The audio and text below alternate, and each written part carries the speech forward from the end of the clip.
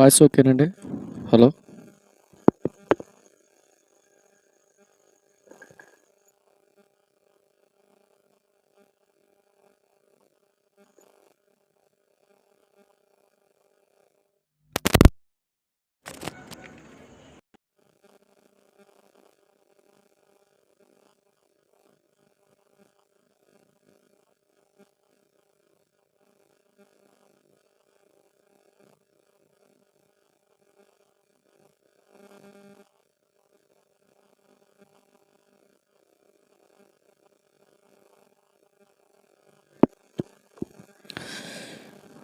అందరికి వందనాలండి.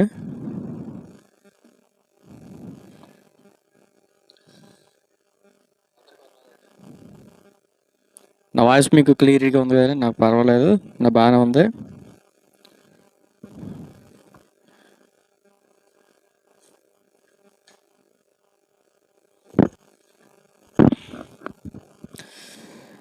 వచ్చిన సహోదరి సహోదరులందరికీ క్రీస్తు నామ శుభవందనాలు తెలియజేసుకుంటున్నాను. ఈరోజు రాత్రి కొంచెం ఎర్లీగా స్టార్ట్ చేయడానికి కారణం ఏంటంటే, నాకు ఇప్పుడు నైట్ ప్రయాణం ఉంది. మరి తుని మనం అన్నవరం వరకు వెళ్ళాలి. అందునిమిత్తమే కొంచెం ఎర్లీగా స్టార్ట్ చేయడం జరిగింది. అందరూ కూడా ఒకసారి ఏమనుకోవద్దు త్వరగా స్టార్ట్ చేసినందుకు. మరి కొన్ని లోతైన విషయాలు ఈరోజు రాత్రి మనం తెలుసుకునే ప్రయత్నాలు చేద్దాం. అందరికీ నా వాయిస్ ఓకే కదండి? నా వాయిస్ ఓకే కదా?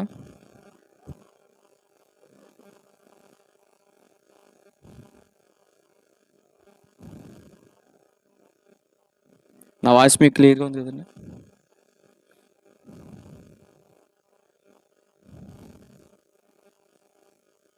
త్వరగా రెస్పాండ్ అవ్వండి. మీరు రెస్పాండ్ అవుతే నేను త్వరగా నేను కొంచెం ఎర్లీగానే స్టార్ట్ చేసుకుందాం.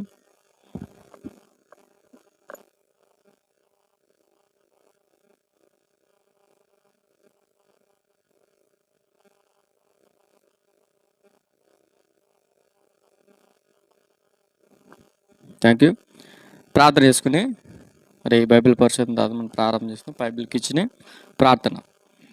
పరలోకమందున మా తండ్రి, మీ శ్రేష్టమైన నామానికి స్తుతులు చెల్లించుకుంటున్నాం తండ్రి. మీ ఉచితమైన కృపను బట్టి గడిచిన రాత్రి నుంచి ఇప్పటి వరకు తండ్రి మీ కాపుదలు మమ్మల్ని కాచి కాపాడి మరొకసారి తండ్రి మీ సన్నిధిలో ఈ విధంగా తీసుకుని వచ్చిన దానమును బట్టి మీకు వందనాలు తండ్రి. మరి ఇప్పుడు తండ్రి ఎవరైతే తండ్రి లైవ్ ద్వారా మీ మాటలు పెట్టున్నారో వారిని కూడా మరొకసారి జ్ఞాపకం చేసుకోండి. క్రీస్తు యొక్క జననం గురించిన విషయాలు రాత్రి మేము తెలుసుకున్నాం తండ్రి. దాన్ని కంటిన్యూగా మరొక పార్ట్ సెషన్ మేము ప్రారంభిస్తూ ఉండగా తండ్రి మీరు మాకు సహాయం దయచేయండి. ఇంకా ఎవరైతే తండ్రి మీ మాటలు వినాలని ఆసక్తి కలిగిన వారు ఉన్నారో, తెలుసుకోవాలని ఆసక్తి కలిగిన వారు ఉన్నారు, వారిని కూడా తండ్రి సకాలంలో తీసుకుంటాండి. మీ యొక్క కృప కనికరం మేడలోంచి నడిపించి అన్ని విధాలుగా మీరే మాకు తోడుగా నడిపిస్తారని క్రీస్తు నామమున ఈ ప్రార్థన అడిగి వేడుకుని మా పరమ తండ్రి, ఆమేన్. మరొకసారి చేరువచ్చిన సహోదరి సహోదరులందరికీ క్రీస్తు నామ శుభవందనాలు తెలియజేసుకుంటున్నాను. గడిచిన రాత్రి కొన్ని లోతైన విషయాలు మనం ఇంచుమించు 2 గంటల సేపు మాట్లాడుకున్నాం.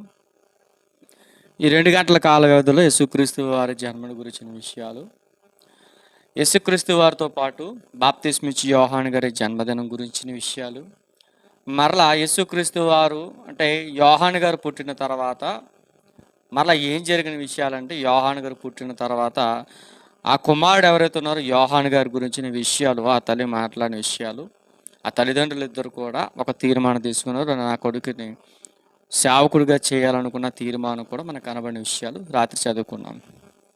అయితే వీళ్ళు యోధియా అనే ప్రాంతం నుంచి బయటికి వెళ్ళిపోయి అరణ్యంలో నివసిస్తున్నారని జకరియా గారు, ఎలిజబెత్ గారు, యోహాను గారు వీళ్ళ ముగ్గురు కూడా యోధియా ప్రాంతాన్ని విడిచిపెట్టి అరణ్యంలోనికి వెళ్ళిపోయిన సంగతులు కూడా లేఖనాల ద్వారా మనం తెలుసుకున్నాం. తర్వాత యేసుప్రభు వారి పుట్టు గురించి తెలుసుకున్నాం. యేసుప్రభు వారి సున్నతి గురించిన విషయాలు తెలుసుకున్నాం. యేసుప్రభు వారికి సున్నతి జరుగుతున్న టైంలో సుమియోను మనుషుడు ఉన్నాడని తెలుసుకున్నాం. సుమియోను మనుషుడు తెలుసుకున్న తర్వాత సుమియోనుతో పాటు అన్న అనే ప్రవక్తని గురించిన విషయాలు తెలుసుకున్నాం. ఈ అన్న అనే ప్రవక్తని గురించిన విషయాలు తెలుసుకున్న తర్వాత ఆయన యెరూషలేములో ఎలాగున్నాడో, హేరోదు రాజు 2 సంవత్సరాల పిల్లని ఎలా చంపేయాలనుకున్నాడో, జ్ఞానుల గురించి, గొర్రెల కాపరుల గురించి వీరందరి చిట్ట గడిచిన రాత్రి మనం 2 గంటల సేపు విన్నాం. ఆ 2 గంటల సేపు చాలా ఓపికగా మీరు అందరూ విన్నారు. దాని మీద మీకు అందరికీ వందనాలు. ఈరోజు రాత్రి 2 అధ్యాయాలు మనం వివరించుకునే ప్రయత్నాలు చేద్దాం. అందరూ కూడా ఓపికగా వినండి. మత్తయ్య గారిని, లోకా గారిని ఇద్దరిని కలిపి కొడదాం ఈరోజు రాత్రి. ఓకేనా? మీరందరూ డీలోకి అంటే ఓకే వేసుకుందాం. మరొక మాట అంటే, మీ దగ్గర బైబిల్ ఉంటే బైబిలు, పుస్తకం, పెన్ను ఈ 3 దగ్గర పెట్టుకోండి. ఈ 3 మీరు దగ్గర పెట్టుకుంటే మీకు ఏవైతే కొన్ని ఈ అధ్యాయాలు ఏవైతే 3వ అధ్యాయం, అటు లూకా సువార్త 3వ అధ్యాయం, ఇటు మత్తయి సువార్త 3వ అధ్యాయం, ఈ 3వ అధ్యాయంలో కొన్ని ప్రవచనాలు యొక్క ప్రవక్తలు పలికిన మాటలు మనకి కనబడతాయి. ఈ ప్రవచనాలు నెరవేర్పుని గురించిన విషయాలు, సాతానుడెత్తిన ప్రవచనాలు గురించిన విషయాలు, వీటి యొక్క ఆన్సర్ యేసుప్రభువు వారు ఎలాగిచ్చారో అనే విషయాలు, ఇవన్నీ కూడా ఈ మత్తయి సువార్తలో కావచ్చు, లూకాగా రాసిన సువార్తలో కావచ్చు, ఈ 2 సువార్తలో చాలా ఎక్కువ కనబడతాయి. కాబట్టి మీరందరూ ఏం చేస్తారంటే, మొదటగా బైబిల్ తీసుకోండి, దాని పక్కన పెన్ను తీసుకోండి, దాంతోపాటు బుక్ తీసుకోండి. ఒకవేళ మీకు ఇంకా సింప్లిఫైడ్గా ఉండాలంటే ఒక మాట చెప్తున్నాను, బాగా గుర్తుపెట్టుకోండి. నేను ఏదైతే ఒక ప్రవచనం లేవనెత్తినప్పుడు ఆ ప్రవచనం యొక్క నెరవేర్పు పలానా గ్రంథంలో ఉంది అని చెప్పినప్పుడు మీరు ఏం చేస్తారంటే, ఈ ప్రవచనం ఎక్కడ నెరవేర్పు జరుగుతుంది అన్నప్పుడు మీరు ఏం చేయాలి, ఆ ప్రవచనాన్ని యొక్క రిఫరెన్స్ అక్కడ కోడ్ చేసుకుని ఈజీగా అర్థమవుతుంది. అందరికి అర్థమవుతుంది నేను అనుకుంటున్నాను. చర్చలోకి వెళ్ళే ప్రయత్నాలు చేద్దాం. అందరూ కూడా చాలా జాగ్రత్తగానండి, వెళ్దాం. ఒకరోజు ఏం జరిగిందంటే, యేసుక్రీస్తు వారు ఆ 12 సంవత్సరాలు అయిపోయిన తర్వాత, అంటే 12 సంవత్సరాల వయసు కాలం వరకు మన యేసుక్రీస్తు వారు కనబడుతున్నారు. లూకా సువార్త 2వ అధ్యాయం చివరి వచనం. యేసుప్రభు వారు జ్ఞానమందును, వయస్సునందును, దేవుని ఎడల భయభక్తులు కలిగిన వాడును, మనుష్యుల దయందును, దేవుని దయందును వర్ధిల్లుచు ఉన్నప్పుడు, ఈ టైంలో యేసుప్రభు వారు సువార్తను ప్రకటించాలన్నా, యోహాను గారు సువార్తను ప్రకటించాలన్నా, దేవుడు మనిషికి ఒక సర్టెన్ పీరియడ్ అంటూ ఒకటి ఉంటుంది. ఏంటి ఆ సర్టెన్ పీరియడ్ అంటే, దేవుడు ఒక మనిషిని బలపరచాలంటే, ఒక యవ్వనస్తుడిని ఇంకా బలవంతుడిగా తయారు చేయాలంటే, ఆ యవ్వనస్తుడికి ఇంచుమించు లిమిటెడ్ ఒక వయసు ఉంది. ఆ వయసు ఇంచుమించు 30 సంవత్సరాలు. అంటే 30 సంవత్సరంలో ఏం జరుగుతుందంటే, ఒక మనిషిని దేవుడు స్థిరపరచడానికి ఎక్కువగా దేవుడు 30వ సంవత్సరాన్ని బాగా ఎన్నుకున్నాడు మేజర్గా. సౌలు అనే మహారాజు ఎవరైతే ఉన్నారో, సౌలు అనే మహారాజుకి అప్పటికే 30 సంవత్సరం వచ్చిన తర్వాత రాజుగా ఏర్పాటు చేశాడు దేవుడు. అటు రీతిగానే ఈ బాప్తిస్మిచ్చి యోహాను గారు అవుతున్నారు. బాప్తిస్మిచ్చి యోహాను గారు తన పరిచర్య ప్రారంభం అవుతుంది. తన పరిచర్య ప్రారంభంలోనే ఈయన కూడా గాస్పల్ చేయడానికి తాను కూడా, నాకు తెలిసిన చాలామంది మాట్లాడుతున్న విషయం అంటే, ఆయన కూడా 30వ సంవత్సరంలోనే సువార్త చేయడానికి బయటకు వచ్చాడని కొంతమంది మాట్లాడతారు. ఇందులో మీకు వయస్సు గురించిన విషయాలు కనబడవు, కానీ యోహాను గురించిన విషయాల్లో వయస్సు గురించిన ప్రస్తావన మనకు కనబడదు. అయితే ఒకరోజు ఏం జరిగిందంటే, ఆయన టైం అనేది వచ్చింది. ఎవరిది అనుకుంటున్నారు? యోహాను గారు. అప్పటికే యెరూషలేము అనే ప్రాంతంలో ఏం జరుగుతుందంటే, బలులు జరుగుతున్నాయి.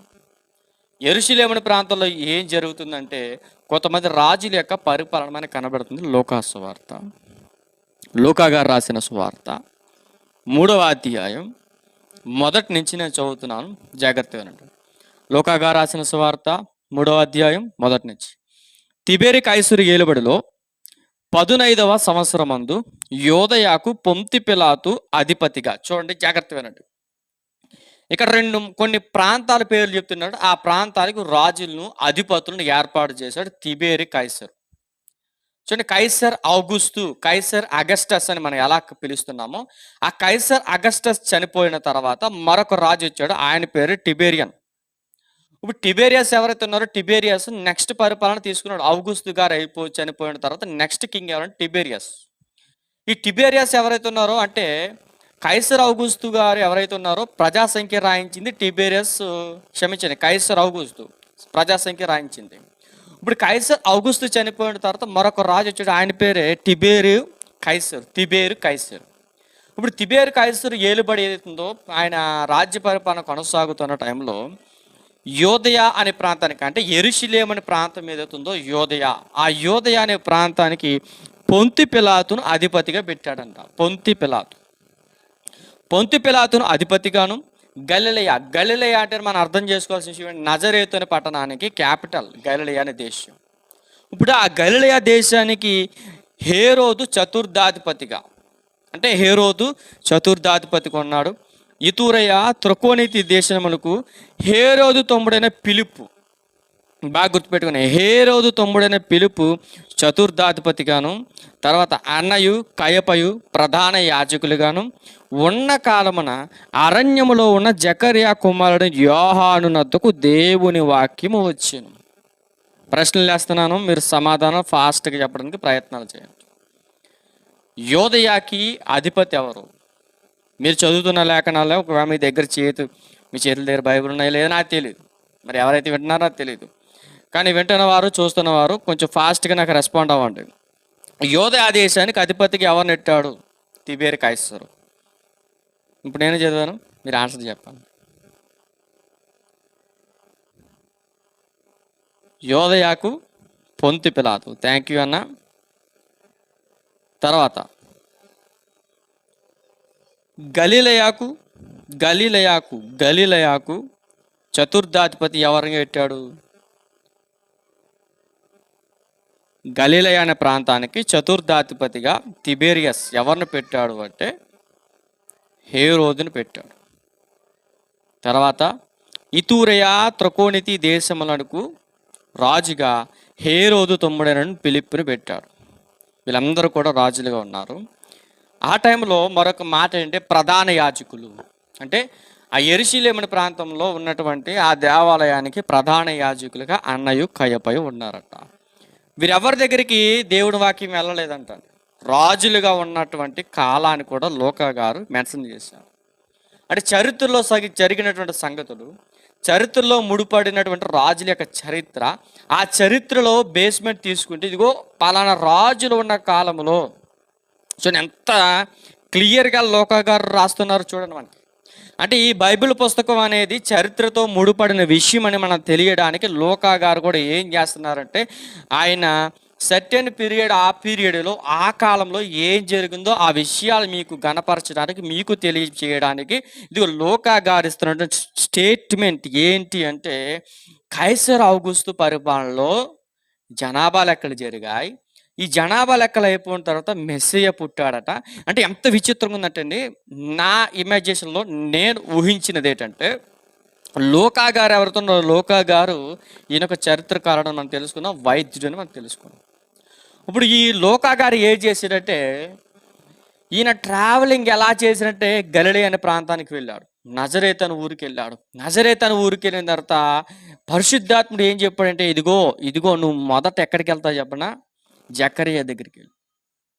జకరియా దగ్గరికి వెళ్ళిన తర్వాత జకరియాతో నేను మాట్లాడాను, ఆ మాట్లాడిన సంగతి నువ్వు రాయించాడు. మళ్ళీ జకరియా గారి దగ్గర నుంచి ఎక్కడికి వెళ్తా చెప్పనా, మరి దగ్గరికి వెళ్ళు. మరి దగ్గరికి వెళ్ళాడు. మరలా మరి అంటే మరి గారు ఎక్కడ నజరేతు ఉన్నాడు. మరలా నజరేతు దగ్గర నుంచి మరలా ఎక్కడికి ట్రావెలింగ్ చేసుకుంటూ వెళ్ళిపోడు, మరలా యోసేపు దగ్గరికి వెళ్ళాడు. మరలా యోసేపు దగ్గర మరలా ఎక్కడికి వెళ్ళాడు, ఎలిజబెత్ దగ్గరికి వెళ్ళాడు. మరలా ఎలిజబెత్ దగ్గర నుంచి మరలా జర్నీ ఏం జరుగుతుంది, ఎలిజబెత్ మరి గారు వీళ్ళిద్దరు కనెక్షన్లో ఆ 3 నెలలు ఉన్న సందర్భం రాయి అని పరిశుద్ధాత్ముడు లోకా గారితో చెబుతున్నటువంటి వాక్యాలు అవుతున్నాయి. అవన్నీ కూడా పిన్ టు పిన్ రాసిన లోకా గారు. అంటే లోకా గారు ఎంత చరిత్ర మనకి తెలియజేస్తున్నాడంటే లోకా గారు ఆయన ఎన్ని ప్రాంతాలకి తిరిగాడో అన్ని ప్రాంతాల్లో వాళ్ళందరూ చెబుతున్నటువంటి కాంటెస్ట్లు విన్నాడు. అంటే ఎవరైతే ఈ చరిత్రకారులు ఏం చేస్తారంటే అదిగో పలానా ప్రాంతంలో ఎస్సీ ప్రభు వారు పుట్టారు కదా, ఆయన గురించి మీకు విషయాలు ఏమైనా తెలుసా అంటే వాళ్ళు చెబుతున్న మాటలన్నీ విన్నాడండి లోకా గారు. ఇదిగో అండి ఒకరోజు యేసుప్రభు దేవుని దూత మరీ గారితో మాట్లాడిందంట. మరీ గారు మాకు చెప్పారు ఇక రక్షకుడు పుడతాడనే సంగతులు మాకు చెప్పాడని ప్రతీది కూడా ఏం చేసిందంటే ఆ దూత చెప్పిన మాటలు లోకా గారు రాయడం మొదలెట్టాడు. ఇప్పుడు బాప్తిస్మం ఇచ్చి యోహాను గారు వచ్చే సమయానికి రాజు ఎవరు అంటే తిబేరియస్.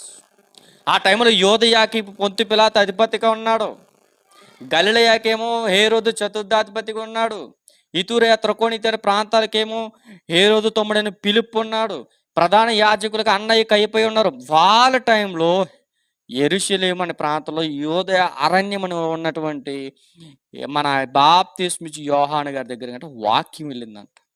ఎంత కోట్ చేశాడు చూడండి.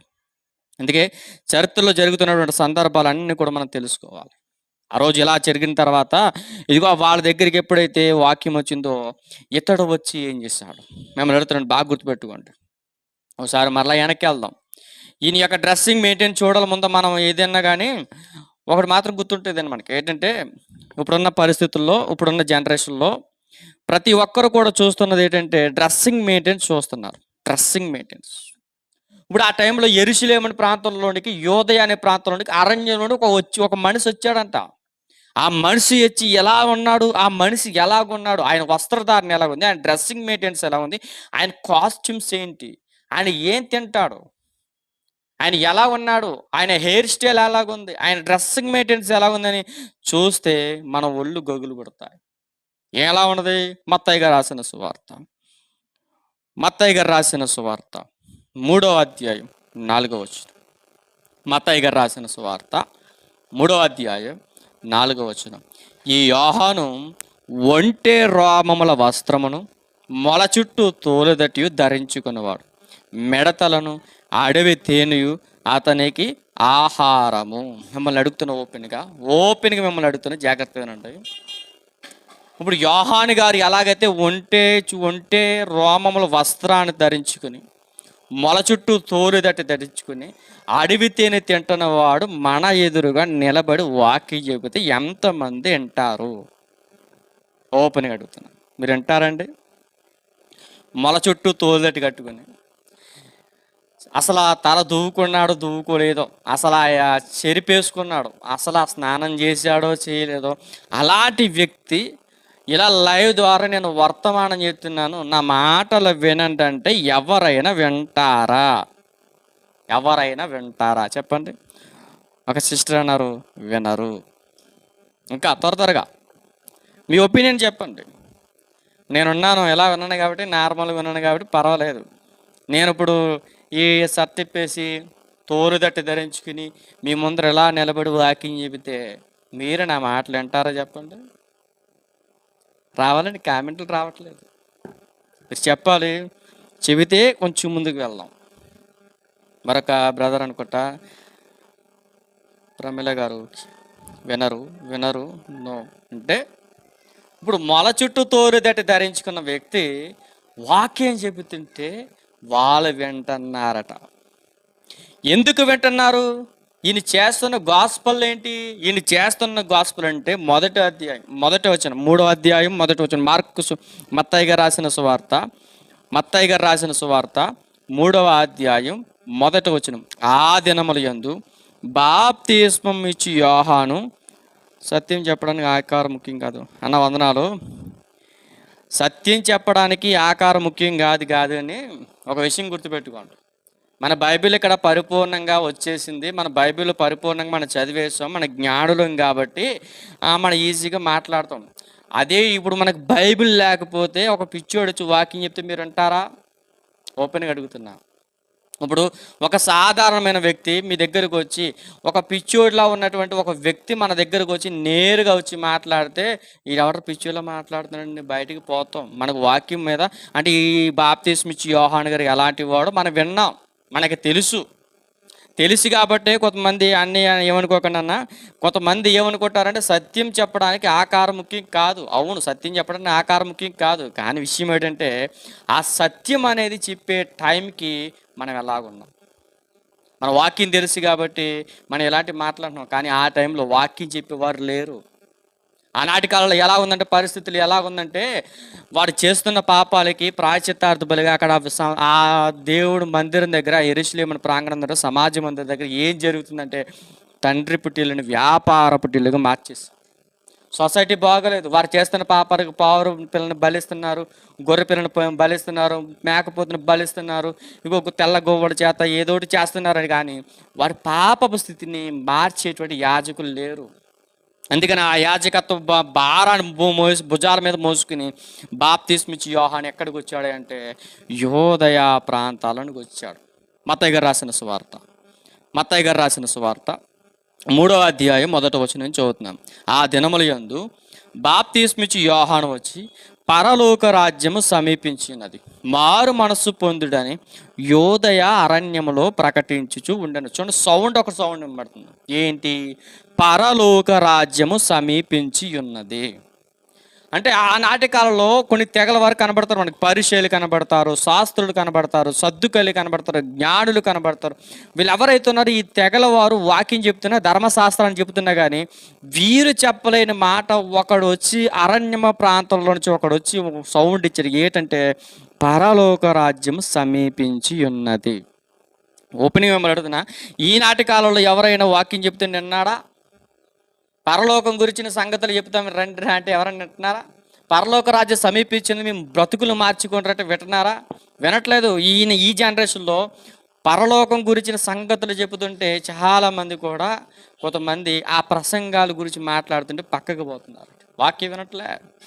గోగన్ని గంతులు వేయడానికి, ఆ పార్టీలు చేసుకోవడానికి, తర్వాత ఈ క్రిస్మస్ వాతావరణంలో చాలామంది గంతులు వేస్తున్నారు, ఏవేవో చేస్తున్నారు, కల్చరల్ ప్రోగ్రామ్స్ చేస్తున్నారు. ఈ కల్చరల్ ప్రోగ్రామ్స్ కాదు, ఇగో పరలోక రాజ్యం సమీపించినది, మారు మనసు పొందడని అరణ్యంలో ప్రకటించుచున్నాడు. అదిగో ఆయన అంటున్నాడు, ప్రభువు మార్గము సిద్ధపరచుడి, ఆయన త్రోవలు సరాలము చేయడని అరణ్యంలో కేక వేయునొకని శబ్దము అని ప్రవక్త అని యెషయా ద్వారా చెప్పబడిన వాడు ఇతడే.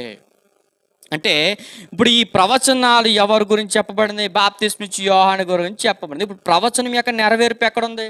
ఇక మిమ్మల్ని అడుగుతున్న ఈ ప్రవచనాల యొక్క నెరవేర్పు గురించిన విషయాలు కూడా క్విజ్లో వస్తాయి. ఆల్రెడీ అన్నీ కూడా మెన్షన్ చేశారు. మధ్యాహ్నం అనుకుంటే ఒక యూట్యూబ్ లింక్ కూడా పంపించడం జరిగింది. దాని యొక్క ప్రవచనాల యొక్క నెరవేర్పు గురించిన విషయాలు కూడా మనకి క్విజ్లో ఉంటాయి. అది యూట్యూబ్ లింక్ ద్వారా కూడా అన్నయ్య పెట్టడం జరిగింది. ఇప్పుడు మరలా చెప్తున్నా, ప్రభు మార్గము సిద్ధపరచుడి, ఆయన త్రోవలు సరాలము చేయడని అరణ్యంలో కేక వేయునొక శబ్దము అని ప్రవక్త అయిన యెషయా ద్వారా చెప్పబడిన వాడు ఇతడే. అంటే ప్రవక్త అయిన యెషయా ద్వారా చెప్పబడిన వాడు ఇతడే అన్నాడు. కాబట్టి ఇప్పుడు యెషయా గారు ఎక్కడ మాట్లాడారు అంటే, యెషయా గ్రంథం 40వ అధ్యాయం, యెషయా గ్రంథం 40వ అధ్యాయం 3వ వచనం. త్వరగా తీసుకుందాం. యెషయా గ్రంథం 40వ అధ్యాయం 3వ వచనం. ఆలకించుడి, అడవిలో ఒకడు ప్రకటించుచున్నాడు, ఎట్లనగా అరణ్యంలో యెహోవాకు మార్గము సిద్ధపరచుడి, ఎడారులో మా దేవుని రాజ్య మార్గము సరాలము చేయడి, ప్రతి లోయను ఎత్తు చేయవలను, ప్రతి పర్వతమును ప్రతి కొండను అణచవలను, వంకరవి చక్కగాను కరుకైనవి సమముగాను ఉండవలను, యెహోవా మహిమ బయలుపరచబడును. అంటే ఇప్పుడు యెషయా గ్రంథంలో చెప్పబడినటువంటి ఈ ప్రవచనం ఏదైతుందో, ఈ ప్రవచనం యొక్క నెరవేర్పు మనకి ఎక్కడ జరిగిందంటే బాప్తిస్మిచ్చు యోహాను గారి ద్వారా నెరవేర్పు జరిగింది. ఇప్పుడు బాప్తిస్మిచ్చు యోహాను గారు ఎప్పుడైతే ఈ సువార్తను ప్రకటించారో చాలామంది ఈయన సువార్తను విన్నారు. అరే కొత్తగా మాట్లాడుతున్నాడే, ఈయనేటి చాలా కొత్తగా మాట్లాడుతున్నాడు, పరలోక రాజ్యం గురించి చెబుతున్నాడే, మారు మనసు గురించి మాట్లాడుతున్నాడే, ఇది ఏంటి, మేము ఎలా మారు మనసు పొందుకోవాలి, మేము పరలోక రాజ్యాన్ని చేరుకుంటే ఎలా చేరుకోవాలి అని ఇప్పుడు బాప్తిస్మిచ్చు యోహాను దగ్గరికి చాలామంది కాస్ట్లీ డ్రెస్సులు వేసుకున్నటువంటి కొంతమంది వస్తున్నారట. అంటే ఎప్పుడైతే కాస్ట్లీ డ్రెస్ వేసుకున్న వాడు, వస్త్రధారణ సరైన క్రమంలో ఉన్నటువంటి వారు, ఎఫోదులు ధరించుకున్న వారు, ఆనాటి కాలంలో యోదయ అనే ప్రాంతంలో వారు వేసుకున్న వస్త్రధారణ ఇతర ఆ వస్త్రధారణ ధరించుకున్న వారు చాలామంది, ధర్మశాస్త్రాన్ని కూడా అవలంబించిన వారు కూడా చాలామంది ఎక్కడికి వచ్చారు అంటే బాప్తిస్మిచ్చు యోహాను దగ్గరికి వచ్చారు. ఆయన దగ్గరికి వచ్చి ఆయన అంటున్నారంట, ఆ సమయమున 5వ వచనం, ఆ సమయమున మత్తయి గారు రాసిన సువార్త 3వ అధ్యాయం, మత్తయి గారు రాసిన సువార్త 3వ అధ్యాయం 5వ వచనం. ఆ సమయమున యెరూషలేము వారును యోదయ వారందరూ యొర్దాను నదీ ప్రాంతముల వారందరూ అతని యొద్దకు వచ్చారు. చూడండి, ఎక్కడ ఈయన సువార్తను ఎక్కువ ప్రకటించాడంటే యోదయ ప్రాంతాల సువార్తను ప్రకటించాడు. ఎవరు? యోహాను. ఇప్పుడు యోహాను గారు యోదయ అనే ప్రాంతం దగ్గర ఎక్కువ ఎక్కడ బస చేశాడు? యొర్దాను నది ప్రాంతాల దగ్గర ఆయన ఉంటే, ఇప్పుడు ఆయన దగ్గరకు వచ్చి ఏం చేస్తున్నారంటే తమ పాపములు ఒప్పుకుంటున్నారట. అంటే తమ పాపములు ఒప్పుకుంటున్నారంటే దాని అర్థం ఏంటి? అక్కడ ఒక వ్యాపారం జరుగుతుంది సమాజ మందిరంలో. మీ అందరికీ స్ట్రైక్ అవుతుందని నేను చెప్తున్న మాటలు. ఆనాటి కాలంలో కొన్ని సంగతులు ఏవైతున్నాయో వారు చేసిన పాపాలకి చర్చి దగ్గరికి వెళ్ళిపోయి సమాజ మందిరం దగ్గరికి వెళ్ళి వారు చేసిన పాపాలు బలులు అర్పించేవారు. ఈ బలులు అర్పిస్తున్నటువంటి ఈ టైం లైన్ అవుతుందో, ఈ టైం లైన్ ఆగిపోయి ఇప్పుడు సొసైటీ అంతా, ఇశ్రాయేలు ప్రజలు, యోదయ ప్రజలు ఏం చేస్తున్నారంటే బాప్తిస్మిచ్చు యోహాను గారి ప్రసంగాలు విన్నారు. ప్రసంగాలు విని ఇదిగో మేము పాపాత్ములు, మేము చేసిన పాపాలు ఒప్పుకుంటున్నాం, యోర్దాను నదిలో అతని చేత బాప్తిస్మము పొందుచూ ఉండిరి. అందరికి అర్థమవుతుందండి. ఇప్పుడు బాప్తిస్మ ఇచ్చి యోహాను గారు ఎందుకు వచ్చాడంటే తమ పాపములు ఒప్పుకుంటున్న వారికి బాప్తిస్మాలు ఇవ్వడానికి వచ్చారు. నాయనా నీకు మాట చెప్తున్నాను, గుర్తుపెట్టుకో, వారి పాపములను ఒప్పింప చేయడానికి నువ్వు పుట్టావు. అదే మనకి గడిచిన రాత్రి మనం చదువుకున్నాం. లూకా రాసిన సువార్త 1వ అధ్యాయం, లూకా రాసిన సువార్త 1వ అధ్యాయం 79వ వచనం. మన దేవుని మహావాత్సల్యమును బట్టి వారి పాపములను క్షమించుట వలన తన ప్రజలకు రక్షణ జ్ఞానము ఆయన అనుగ్రహించినట్లు ఆయన మార్గములను సిద్ధపరచుటకై నీవు ప్రభువునకు ముందుగా నడుతూ. అంటే ఇప్పుడు ఇశ్రాయేలు ప్రజలు, యోదయాలో ఉన్న ప్రజలు వారి పాపాలు ఒప్పుకుంటారు. నువ్వు చేసే ప్రసంగాలే, నువ్వు చేస్తున్న ప్రసంగాలు వారి పాపములు ఒప్పుకున్న తర్వాత నీ వెనకాల వస్తాడు ఎవరంటే ప్రభు వస్తాడు. ఈ చెప్పిన మాటలు ఏవైతే ఈ చెప్పిన మాటలు తన తల్లిదండ్రులు ఇద్దరు చెప్పిన మాటలు ఈ కొడుకైనటువంటి యోహాను గారు నెమరు వేసుకున్నారు. ఆయన చెప్పిన మాటలు కట్ట విన్నారట, బాప్తిస్మాలు పొందారట. అతడు పరిచయలోను సద్దుకైలను అనేకులు బాప్తిస్మం పొందడానికి వచ్చారట. మిమ్మల్ని అడుగుతున్నానండి, ఇప్పుడు సద్దుకైలు పరిచయలు ఎందుకని బాప్తిస్మం తీసుకోవడానికి రావాలి? పరిచయలకేమో పునరుద్ధానం ఉందని నమ్ముతారు, సద్దుకైలేమో పునరుద్ధానం లేదని నమ్ముతారు. మిమ్మల్ని అడుగుతున్నా, ఇప్పుడు పరిచయలు ఎవరితోనో, పరిచయలు ధర్మశాస్త్రోపదేశకులే కదా. పరిచయలకు వాక్యం మీద అవగాహన లేదంటే ఉంది, సద్దుకైలకు వాక్యం మీద అవగాహన లేదంటే ఉంది. మరి వీళ్ళకు వాక్యం మీద అవగాహన ఉంది, ధర్మశాస్త్రాన్ని బోధించేవారు సహితం కూడా ఇప్పుడు ఎవరి దగ్గరికి వచ్చారు? బాప్తిస్మం ఇచ్చి యోహాను దగ్గరికి వచ్చి ఇదిగో మాకు కూడా బాప్తిస్మాలి అంటే, దీన్ని బట్టి మనకు ఒక విషయం అర్థమవుతుంది. పరిసయ్యులు సద్దుకైలు కూడా ధర్మశాస్త్రం అనే ముసుగులో ఉండే వీళ్ళు కూడా ఏం చేస్తున్నారు చెప్పనా? పాపాలు చేస్తున్నారు. అంటే ఇప్పుడు వీళ్ళ తెగల వారు కూడా, వీళ్ళు ఎవరైతే ఉన్నారో ఈ తెగల వారు చేస్తున్న పాపాలను కూడా క్షమించడానికి ఆ టైంలో దేవుడు భూమి మీదకి వచ్చాడు. మనందరికి విదితమే, బాప్తిస్మ ఇచ్చి యోహాను గారు కాదు, కానీ ఈ పరిచయల గుంపుకి సంబంధించిన వాడే మన అపోస్తుడైనటువంటి పౌలు గారు. పౌలు గారు కూడా ఎవరు? పరిచయుడు, ధర్మశాస్త్రోపదేశకుడు సంతతికి సంబంధించిన వాడు. ఇలాంటి ఆయన కూడా తన పాపాలను ఒప్పుకున్నాడండి, బాప్తిస్మ తీసుకున్నాడు. ఇదిగో బాప్తిస్మ ఇచ్చి యోహాను గారు ఎప్పుడైతే బాప్తిస్మ తీసుకోవడానికి పరిచయులు సద్దుకులు అందరూ వచ్చిన తర్వాత వారిని చూసి యోహాను గారు ఏమన్నారంటే, సర్ప సంతానమా, రాబో ఉగ్రతను తప్పించుకున్నటకు మీకు బుద్ధి చెప్పిన వాడెవడు? ఇక మారు మనస్సుకు తగిన ఫలము ఫలించిడి. అంటే మేము అబ్రహాము సంతానముగా పిలువబడుతున్నాం, మేము అబ్రహాము సంతానం, మాకేం కాదులని మీరు విర్రవీగుచున్నారు. మీ అందరికి ఒక మాట చెప్తున్నా, మీరు అబ్రహాము సంతానం అనుకుంటున్నారేమో, మీ అబ్రహాము మా తండ్రిని మీరు మీలో అనుకుంటున్నారు, కానీ ఇదిగో ఆ రాళ్ళ చేత కూడా దేవుడు పిల్లల్ని కంటాడు. జాగ్రత్త. ఇక సంతానంగా పిలువబడుతున్న మీరు మాట్లాడుతున్నా, మీరు ఎవరైతే ఉన్నారో మీరు జాగ్రత్తగా ఉండండి అనేసి ఎవరో సద్దుకైలకి పరిచయలకు వీళ్ళిద్దరు కూడా వార్నింగ్ ఇవ్వడం జరిగింది. వారు తెగలవారికి ఇచ్చిన తర్వాత అబ్రహాము చెప్పిన తర్వాత ఇప్పుడే గొడ్డలి చెట్లు వేరణ ఉంచబడి ఉన్నది కనుక మంచి ఫలము ఫలించి పని ప్రతి చెట్టును నరకబడి అగ్నిలో వేయబడను. ఇదిగో మారు మనస్సు నిమిత్తం, జాగ్రత్త అండి, మారు మనస్సు నిమిత్తము నేను నీళ్ళలో మీకు బాప్తిస్మం ఇచ్చుచున్నాను. అయితే నా వెనుక వచ్చుచున్నవాడు నాకంటే శక్తిమంతుడు. ఏమైనా అర్థమవుతుందండి? ఇప్పుడు తల్లిదండ్రులు ఏం చెప్పారంటే, నాయనా నువ్వు ముందుగా వెళ్తావు, నీ వెనకాల మరొక అతను వస్తాడు, ప్రభు వస్తాడు. కాబట్టి నువ్వు ముందుగా వెళ్తే నువ్వేం చేస్తావంటే వీళ్ళకి బాప్తిస్మాలు ఇస్తావు, పాప క్షమాపణ నిమిత్తం చేస్తావు, నీ ఇష్టం. కానీ సువార్తను ప్రకటించే బాధ్యత నీ మీద, నీ భుజాల మీద దేవుడు వేసాడు రా. ఇక మన పిల్లలు కూడా అదే నేర్పించాలండి. పిల్లలు పుట్టేసిన తర్వాత గాలికి వదిలేయడం కాదు, పిల్లలు పుట్టేసిన తర్వాత ఈ లోకానుసారంగా విద్యలు చదివించడమే కాదు, మహోన్నతిని విద్య కూడా మన పిల్లలకి మనం నేర్పించాలి.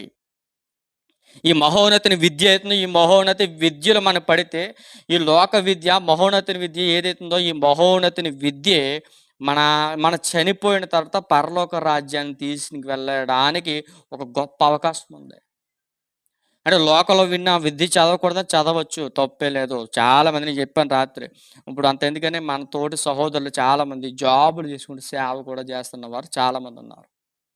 అంటే సేవ ఉండాలి, అటు జాబ్ ఉండాలి, సేవ ఉండాలి, అటు పని ఉండాలి. నాకు కూడా పని ఉంది. నేను కూడా పని చేసుకుంటున్నాను. నేను కూడా పని చేసుకుంటూనే ఈ సేవ పరిచయం కొనసాగిస్తున్నాను. ఎందుకంటే మన జీవితం ఒకదానికే పరిమితం అయిపోకూడదు. 2 ఉండాలి.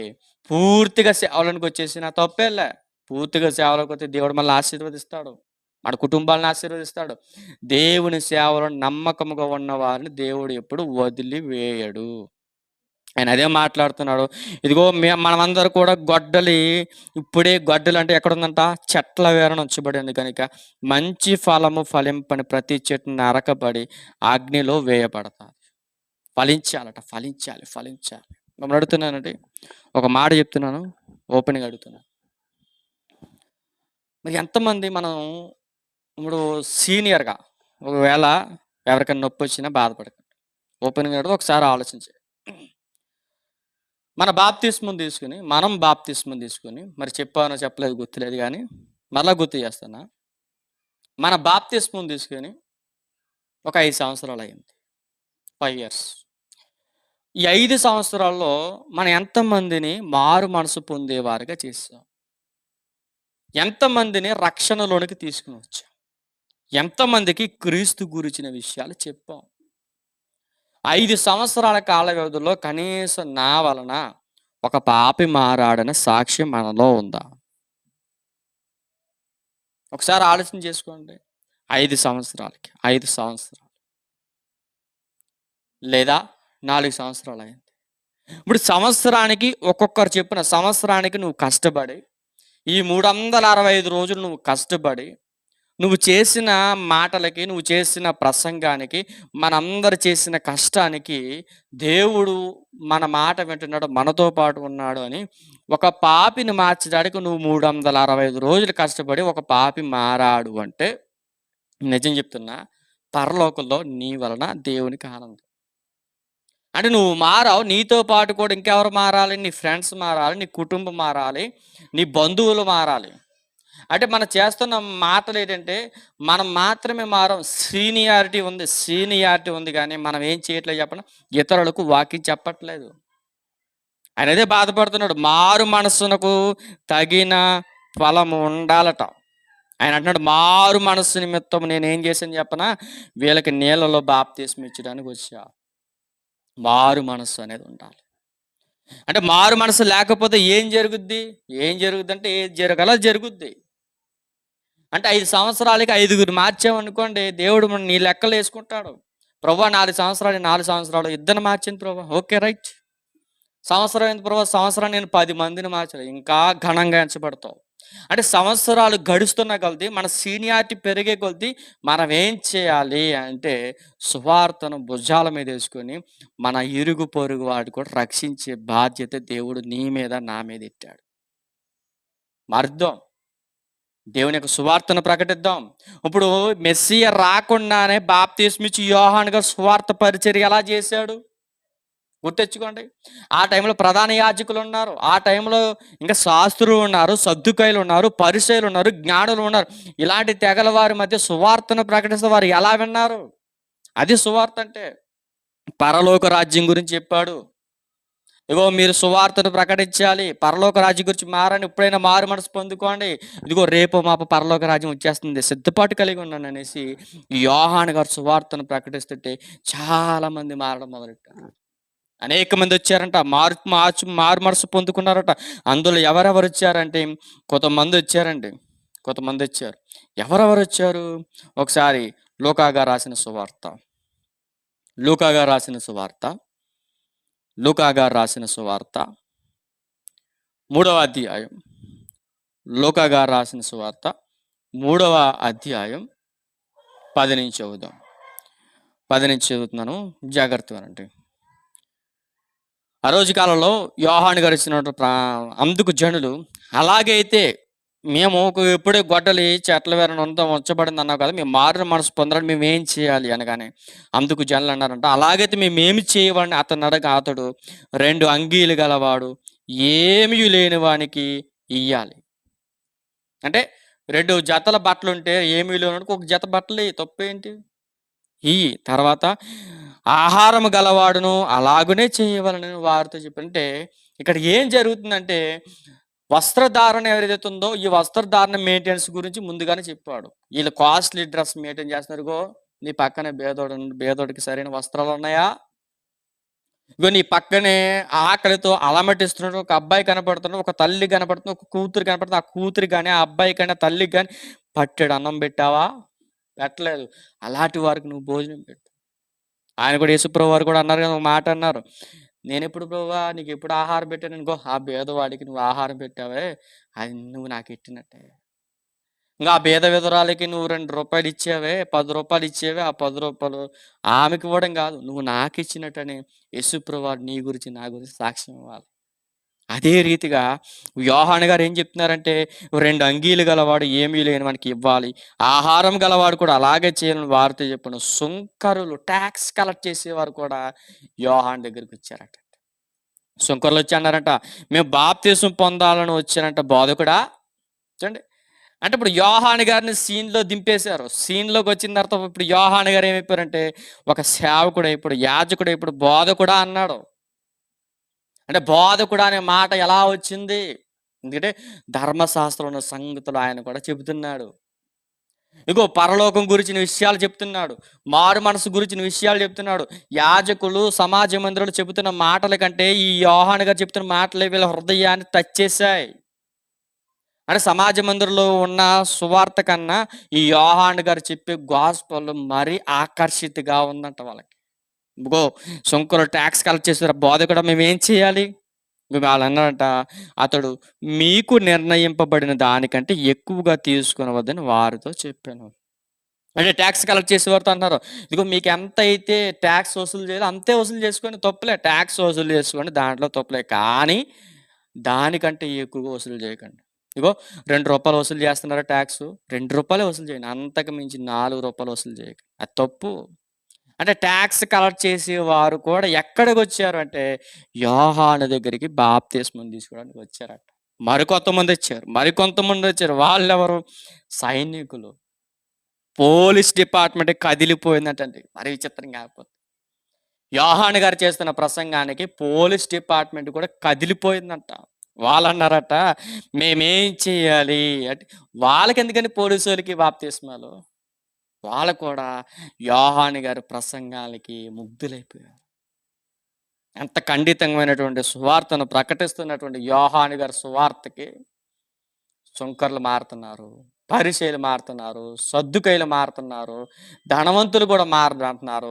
ఆఖరికి పోలీస్ డిపార్ట్మెంట్ కూడా ఇదిగో మేమేం చేయాలనగానే ఆయన అన్నాడంట అందుకతడు ఎవరిని బాధ పెట్టకయు ఎవని మీదను అపనింద వేయకయు మీ జీతములతో తృప్తి పొంది ఉండడని వారితో చెప్పాను. అర్థమవుతుందండి? ఇక మీరెవ్వరిని ఏ విధంగా బాధ పెట్టకండి. మీ జీతాలు వస్తున్నాయి కదా! జీతాలతోనే సర్దుకోండి. లంచాలు అడగకండి. లంచాలు అడగకుండా ఎవడి మీద కూడా అపనింద అంటే డబ్బున్నవాడి దగ్గర ఒకలాగా, డబ్బు లేనోడి దగ్గర మరొకలాగా మీరు ప్రవర్తించకండి. పెత్తందారి వ్యవస్థ దగ్గర ఒకడు దరిద్రదారు ఇంకోడుంటాడు. పెత్తందారుడు కింద దారుడిని తొక్కేస్తాడు. అలాంటి టైంలో పెత్తందారి వ్యవస్థ దగ్గరికెళ్ళిపోయి మీరు సలాం కొట్టడం కాదు. ఎవడి మీద అపనింద వేయకండి. అందరిని కూడా సమానంగా చూడండి. మీ జీతాలతో తృప్తి పొందండి. ఎంతగా ఎంతమందిని నిజంగా చెప్తున్నా అండి. ఆనాటి కాలంలో ఏలీయా గారు లాంటి స్వభావం కలిగిన వ్యక్తి వస్తే సువార్తను ప్రకటిస్తే ఎంతమంది మారతారంటే మారారు. వాళ్ళందరూ బాప్తిస్మం తీసుకోవడానికి వచ్చారట. ఇప్పుడు యోహాను గారు చేస్తున్న సువార్త, యోహాను గారు చేస్తున్న ఆ పరిచర్యను చూసిన వారందరూ ప్రజలు అనుకున్నారంట, అమ్మో! యోహాను చూస్తే ఈయన క్రీస్తేమో. అందరికి అర్థమవుతుందండి. ఇతడు క్రీస్తు అయ్యుండునేమో అని అందరూ యోహాను గురించి తమ హృదయంలో ఆలోచించుకొనుచు ఉండగా అంటే హృదయాల్లో ఒక ఆలోచన వచ్చేసిందంట. ఏంటంటే ఇదిగో పరలోక రాజ్యం గురించి చెప్తున్నాడు, మారు మనసు గురించి చెప్తున్నాడు, సుంకర్లు వచ్చారు, పోలీస్ డిపార్ట్మెంట్ వచ్చింది, పరిచయులు వచ్చారు, ధర్మశాస్త్రోపదేశకులు వచ్చారు. మనం అందరూ కూడా ఆయన చేస్తున్న సువార్తను వింటున్నామే, ఈయన క్రీస్తేమో. ఈయన మన పాపాలన్నీ క్షమించేవాడు ఈయననేమో అని వాళ్ళందరూ సొసైటీ అంతా ఇప్పుడు ఎవరి వైపు చూస్తుంది చెప్పనా? యోహాను గారి వైపు చూసింది.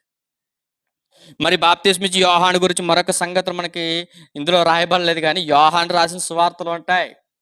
యోహాను రాసిన సువార్తలు మొదటి అధ్యాయంలో ఏముంటదంటే, కొంతమంది పరిచయులంట కొంతమందిని పంపించి, "నువ్వెవరు? నువ్వు క్రీస్తువా?" అని అడుగుతారు. "నేను క్రీస్తును కాను" అని చెప్తాడు. అంటే ఆ టైంలో క్రీస్తు యొక్క సుగుణాలు ఏవైతే ఉన్నావో అక్కడ కనబడుతున్నటువంటి ఇశ్రాయేలు ప్రజలు, యోధా ప్రజలు, యెరూషలేం ప్రజలు వీళ్ళందరూ ఏమి ఆలోచిస్తున్నారంటే మెస్సియా వచ్చేసాడని వాళ్ళకి అర్థమవుతుందంట. ఎవరిని చూసి? యోహాను గారిని చూసి. మరి మెస్సయ్య వచ్చేసాడని, నువ్వు మెస్సయ్యవా అంటే ఆన్ ది స్పాట్‌లో నేనే మెస్సయ్యని అని అంటే, యోహాను గారు నేను మెస్సయ్యని కాదు అని చెప్పాడంటే, మెస్సయ్య గురించిన విషయాలు తన తల్లిదండ్రులైనటువంటి జకర్యా గారు, ఎలిజబెత్ గారు ఏం చెప్పారు చెప్పనా? "ఒరేయ్ నాయనా, నువ్వు ఏలీయా లాంటి స్వభావం కలిగిన వ్యక్తి. నీ వెనకాలే మన చుట్టాలైనటువంటి మెస్సయ్య భూమి మీదకొచ్చాడు. ఆయనొస్తాడు. ఆయన ప్రభువు" అని ఈ విషయాలన్నీ చెప్పారంట. చూడండి, ఎవరి విశ్వాసమును బట్టి, ఎవరి యొక్క ప్రేరేపణను బట్టి ఆ తల్లిదండ్రులు ఇద్దరు కూడా తన కొడుకునని యోహాను గారు చెప్పారండి. సువార్త అంటే ఎలా ఉంటుందిరా నాయన అని చెప్పారు. చెప్పడం బట్టి అందరూ మారారు. ఇలా మాట్లాడుతుంటే, యోహాను నీళ్ళలో మీకు బాప్తిస్మం ఇచ్చుచున్నాను. చూడండి, ఈ క్రీస్తు గురించి మాట్లాడుతున్నప్పుడు నేను క్రీస్తుని గాను. ఇదిగో యోహాను నేను నీళ్ళలో మీకు బాప్తిస్మం ఇచ్చుచున్నాను. అయితే నాకంటే శక్తిమంతుడు ఒకడు వచ్చుచున్నాడు. ఆయన చెప్పులు వారును విప్పుటకు నేను పాత్రుడను కాను. చెప్పులు ఇప్పడానికి నేను పాత్రుడిని కాను. యోహాను గారు చూడండి, తనకు తాను తగ్గించుకున్నాడు. మనం మనం ఏదైనా పెద్ద సెలబ్రిటీ ఉన్నాడు, ఆయన వెనకాల ఉంటామని అంటాం. ఆయనతో పాటు ఉంటామని అంటాం. కానీ ఈయన అంటున్నాడు, ఇదిగో ఎంతో ఘనమైన పరిచర్య చేశాడు. పోలీస్ డిపార్ట్మెంట్ మారుతుంది, సుంకర్లు మారుతున్నారు, పరిచయలు మారుతున్నారు, సద్దుకైలు మారుతున్నారు. ఆనాటి కాలంలో విశ్వాసులు కూడా అందరూ కూడా మారుతూ ఉన్న టైంలో నేనే ఒక సెలబ్రిటీ లైఫ్ అయిపోయిందండి యోహాను గారిది. ఇప్పుడు యోహాను గారితో ఇప్పుడు ఎవరున్నారు చెప్పనా? కొంతమంది శిష్యులు బృందం వచ్చింది. ధర్మశాస్త్రం గురించి తెలుసుకుంటున్నారు అప్పుడే. వాళ్ళు కూడా యోహాను గారి శిష్యులు కూడా ఉన్నారండి ఆ టైంలో. యోహాను గారి శిష్యులు కూడా ఉన్నారు. ఇగో నేను నీళ్ళలో మీకు బాప్తిస్మం ఇచ్చుచున్నాను. అయితే నాకంటే శక్తిమంతుడు వచ్చుచున్నాడు. ఆయన చెప్పుల వారిని ఇప్పుటకు నేను పాత్రుడను కాను. నేను పాత్రుడిని కాను. మరొక మాట ఉంది. ఆయన పరిశుద్ధాత్మతోను, అగ్నితోను మీకు బాప్తిస్మం ఇస్తాడు. ఆయన చేతిలో ఉన్నది. ఆయన తన కళ్ళమును బాగుగా శుభ్రము చేసి, తన కొట్టులో ఉన్న గోధుమలు పోసి ఆరని అగ్నితో పొట్టుని కాల్చేస్తాడు. గోధుమలేమో పైనుంటాయి. పొట్టుని గ్యారంటీగా అగ్నితో కాల్చేస్తాడు. పొట్టు ఎవరైతే వాక్యాన్ని వినరో, వాక్యాన్ని వినకుండా నిర్లక్ష్య స్వభావంతో మారు మనసు పొందకుండా ఎవరైతే ఉన్నారో వారందరిని కూడా ఎక్కడ పడేస్తాడు చెప్పనా? ఆరని అగ్నిలో పడేస్తాడు. గోధుమలు జల్లించినప్పుడు గోధుమలు బయటకొస్తాయి. ఆ గోధుమలు ఎక్కడికెళ్తాయి చెప్పనా? పరలోక రాజ్యానికి వెళ్తాయి. ఇలాంటి విషయాలని ఉపమాన రూపంలో చెప్తుంటేనంటండి, యోహాను గారు ఉపమాన రూపంలో చెప్తుంటే అక్కడున్న విశ్వాసులు ఆశ్చర్యపడ్డారు. అంటే మమ్మల్ని అడుగుతున్నా, ఎంత గట్టిగా యోహాను పరిచర్య ఉందో చూడండి. యోహాను గారి పరిచర్య ఎలాగుందో అడుగుతున్నా, మిమ్మల్ని అందరిని అడుగుతున్నా. అర్థమైందా? అర్థం కాలేదా? యోహాను గారు అంటే చాలా ఇష్టం అంటే అందరికి అర్థమైందండి? త్వరగా చెప్పాలి. ఏమైనా అర్థమైందా? అర్థం కాలేదా? యోహాను గారి ప్రసంగం అంటేనే నాకు చాలా ఇష్టం. ఆయన గురించి చాలా గట్టిగా మాట్లాడతాం. ఇంకా చాలా తక్కువ మాట్లాడుతున్నా. యోహాను గారు అంటేనే చాలా నిజం చెప్తున్నానండి. యోహాను గారి పరిచర్య చాలా నమ్మకమైన పరిచర్య.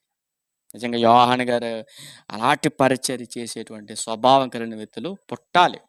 ఇప్పటికీ పుట్టాలి. ఆ రోజు ఓ రోజు ఏం జరిగిందంటే, ఇదియుగాక అతడు ఇంకను అంటే ఎవరు ఏలియా లాంటి స్వభావం కలిగిన వ్యక్తి కూడా ఏం చేశాడంటే, ఈ మన ఎవరైనా యోహాను గారు ఏం చేశారంటే, చాలా సంగతులు చెప్పి మనం అనుకుంటాం 3వ అధ్యాయాన్ని కనబడతాడు ఆయన. అక్కడ మత్తయిలోను, లూకాలోను 3వ అధ్యాయాలను మాత్రమే కనబడతాడు. ఆయన చాలా ప్రసంగాలు చెప్పాడు. చాలా టైం తీసుకున్నాడు. సువార్తను ప్రకటించాడు. చాలా తిప్పేశాడు మొత్తం ప్రాంతాన్ని. యోదయ ప్రాంతాన్ని తిప్పేశాడు. యోదయ ప్రాంతాన్ని తిప్పేసిన తర్వాత చాలా సంగతులను చెప్పి ప్రజలను హెచ్చరించుచు వారికి సువార్తను ప్రకటించుచు ఉన్నాను. మరితో మీ సంఘంలో హెచ్చరించే బోధకులు ఉన్నారా? ఓపెనింగ్ చెప్పండి, తప్పేలేదు. ఎందుకంటే ఎవరు తెలియదు. నేను మీకు ఎవరు తెలుసు? మీరు నాకెవరో తెలియదు. సంఘాల్లో హెచ్చరికలు ఇచ్చేటువంటి బోధకులు ఉన్నారా? బుజ్జగించే బోధకులు ఉన్నారా మీ సంఘాల్లో? ఉంటే దేవునికి స్తోత్రం, లేకపోతే నేనేం చేయలేదు. సంఘాల్లో హెచ్చరించే బోధలు ఉండాలి. మనం చేసేటువంటి తప్పులు సరిచేసే బోధకులు ఉండాలి. ఒకవేళ మనం చేసేటువంటి బోధ అవుతుందో, ఇప్పుడు మనం చేసే కొన్ని పనులు ఉంటాయండి. ఓపెన్గా చెప్పాలంటే కొన్ని విషయాలు చెప్తున్నాను, బాగా గుర్తుపెట్టుకోండి. ఏంటి ఆ విషయం అంటే, ఉన్నారు అందరికీ వందనాలు. ఒకరోజట సంఘంలో ఒక దొంగోడు ఉన్నాడట. దొంగోడు ఆ వారం అంతా కష్టపడి దశం భాగం తెచ్చి అయ్యగారి చేతిలో పెట్టాడట. ఎక్కడదరా అంటే, అయ్యా నాకు ఒక అలవాటు ఉంది, ఏంటంటే దొంగతనం చేసే అలవాటు.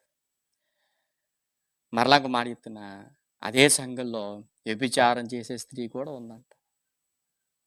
ఇప్పుడు వ్యభిచారం చేసే స్త్రీ గురించి అనేక వర్తమానాలు ఉన్నాయి. ఇప్పుడు వ్యభిచారం గురించిన సంగతులు ఆ సంఘాలు చెప్పట్లేదంట అయ్యగారు. ఎందుకంటే ఆ తల్లి వల్ల ఈయనకి ఇన్కమ్ వస్తుంది.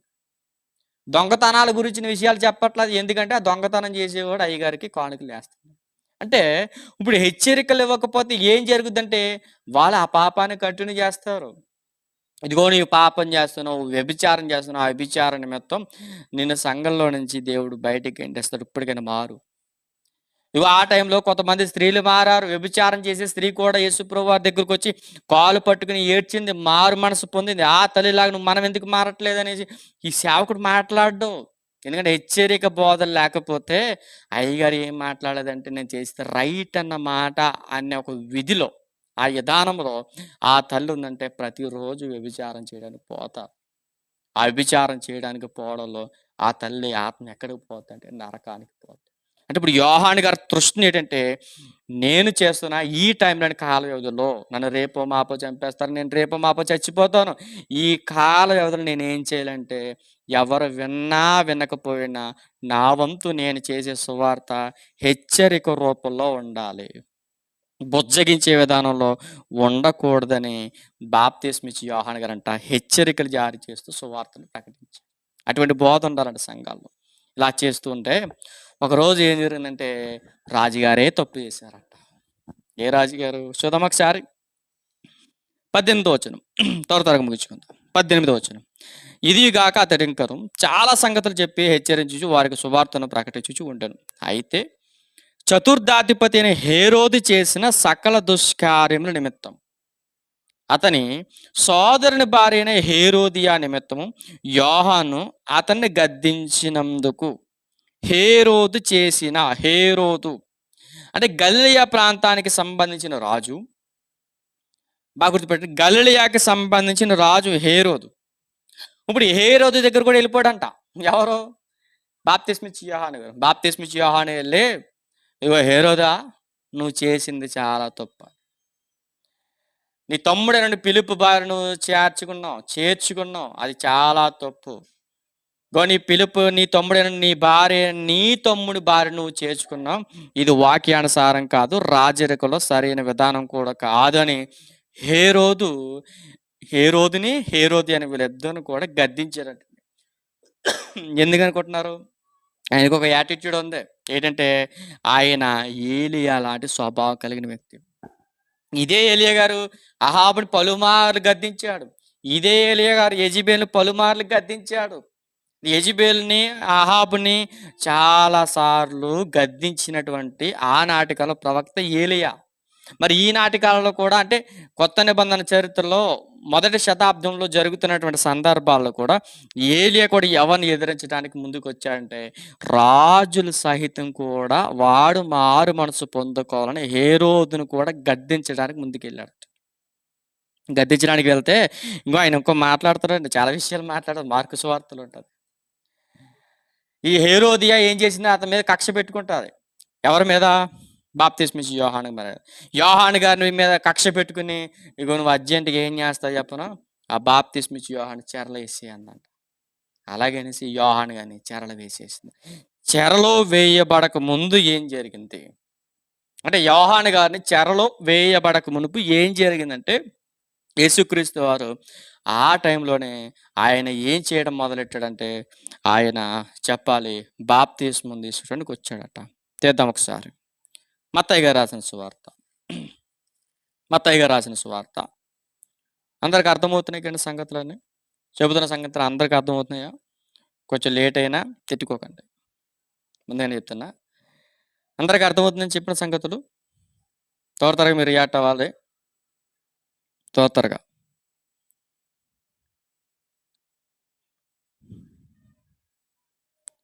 అందరికి అర్థమవుతున్నాయా? ఓకే. ఈరోజు ఇప్పుడు బాప్తిస్మిచ్చి యోహాను గారు అవుతున్నారు. బాప్తిస్మిచ్చి యోహాను గారు చేసిన సువార్త మనం విన్నాం.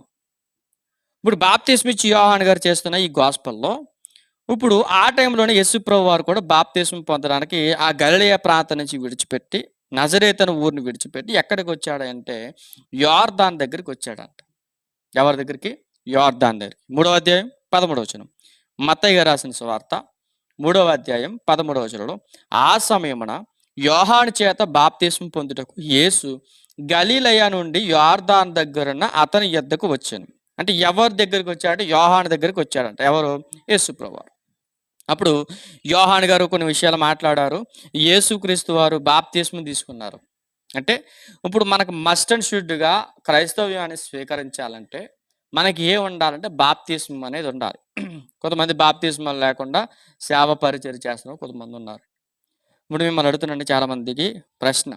ఓపెన్ అడుగుతున్న ప్రశ్న. దేవుని గూర్చి తెలిసి మనం చేస్తున్న పనులు పాపమని తెలిసి ఇగో నీ కొరకు నా కొరకు రక్షకుడు పుట్టాడని, నీ కొరకు నా కొరకు ఆయన బలైపోయాడని, నీ కొరకు నా కొరకు సిలువలో తన ప్రాణాలు పెట్టాడని ఈ సంగతులన్నీ తెలిసి ఒక మెచ్యూరిటీ లైఫ్‌లోకి వచ్చేసిన తర్వాత బాప్తిస్మాల్ని పోస్ట్ పోన్ చేస్తున్నటువంటి చాలామంది విశ్వాసులున్నారు. ముఖ్యంగా చెప్తున్నా యవనస్తులున్నారు. యవనస్తులు ఎవరైతే ఉన్నారో యవనస్తులు చాలామంది ఏమనుకుంటారంటే ఒక ఒక విషయం చెప్తున్నాను. నిజ జీవితంలో జరిగిన ఒక సంఘటన. ఒకరోజు ఒక అన్నయ్య కువైట్‌లో ఉంటాడు. కువైట్‌లో ఒక అన్నయ్య ఉంటాడు. ఆ అన్నయ్య నాకు పరిచయం. ఆ అన్నయ్య ఒకరోజు నాతో ఏమన్నాడంటే, "అన్నా, నేనొక పలానా అన్నయ్యతోటి నేను బాప్తిస్మం తీసుకోవాలి" అని అన్నాడు. ఆ అన్నయ్యకి దేవుడి గురించిన విషయాలు తెలుసు. ఆయన ప్రతి వారం ఆ కువైట్ అనే ప్రాంతంలో చర్చికి వెళ్తాడంట. అన్ని విధాలుగా బాగుంది. అప్పటికి ఆ అన్నయ్యకి మ్యారేజ్ కాలేదు. అప్పుడు నేనన్నా, "మరలా మీరెప్పుడొస్తారన్నా" అని అడిగా. "అన్నా నాకింకా 1 ఇయర్ టైం పడద్దన్నా ఇండియాకి రావడానికి" అని చెప్పా. "సరే అన్న మీకు మాట చెప్తున్నాను. చెప్పండన్నా." ఇలాగన్నానని బాధపడకండి. ఒకవేళ లైవ్‌లో ఎంతమందైతే ఉన్నారో మీ అందరూ చెప్తున్నా. ఓపెన్‌గా చెప్తున్నా. ఆ రోజు ఆనితో మాట్లాడిన సంభాషణ ఏంటంటే, "అన్న ఇలాగన్నానండి మీరేం బాధపడకండి. ఒక మాట చెప్తున్నాను బాగా గుర్తుపెట్టుకోండి. ఆల్రెడీ మీరెళ్తున్న చర్చ్ ఉంది గదా! ఆ చర్చ్‌లో బాప్తిస్మం తీసుకోవచ్చు కదా!" అని అన్నాడు. "లేదన్నా నాకు ఆని అంటే చాలా ఇష్టం. ఆనితో నేను బాప్తిస్మం తీసుకోవాలని ఆశపడుతున్నాను" అని చెప్పాడు. సరే అన్న ఒక మాట. ఒకవేళ మీరు ఇండియాకి రాకకుండా, మీరు ఇండియాకి రాలేకుండా ఒకవేళ కువైట్ అనే ప్రాంతంలో మీరు చనిపోతే మీరెక్కడికి పోతారో తెలుసా అని అడిగాను. ఏముందన్నా? నరకానికి పోతారు. అంటే ఈ నిర్లక్ష్యం ఎవరిలో ఉంది? మీలో ఉందా? ఆయనలో ఉందా? అంటే నిజమేనండి నాలోనే ఉంది.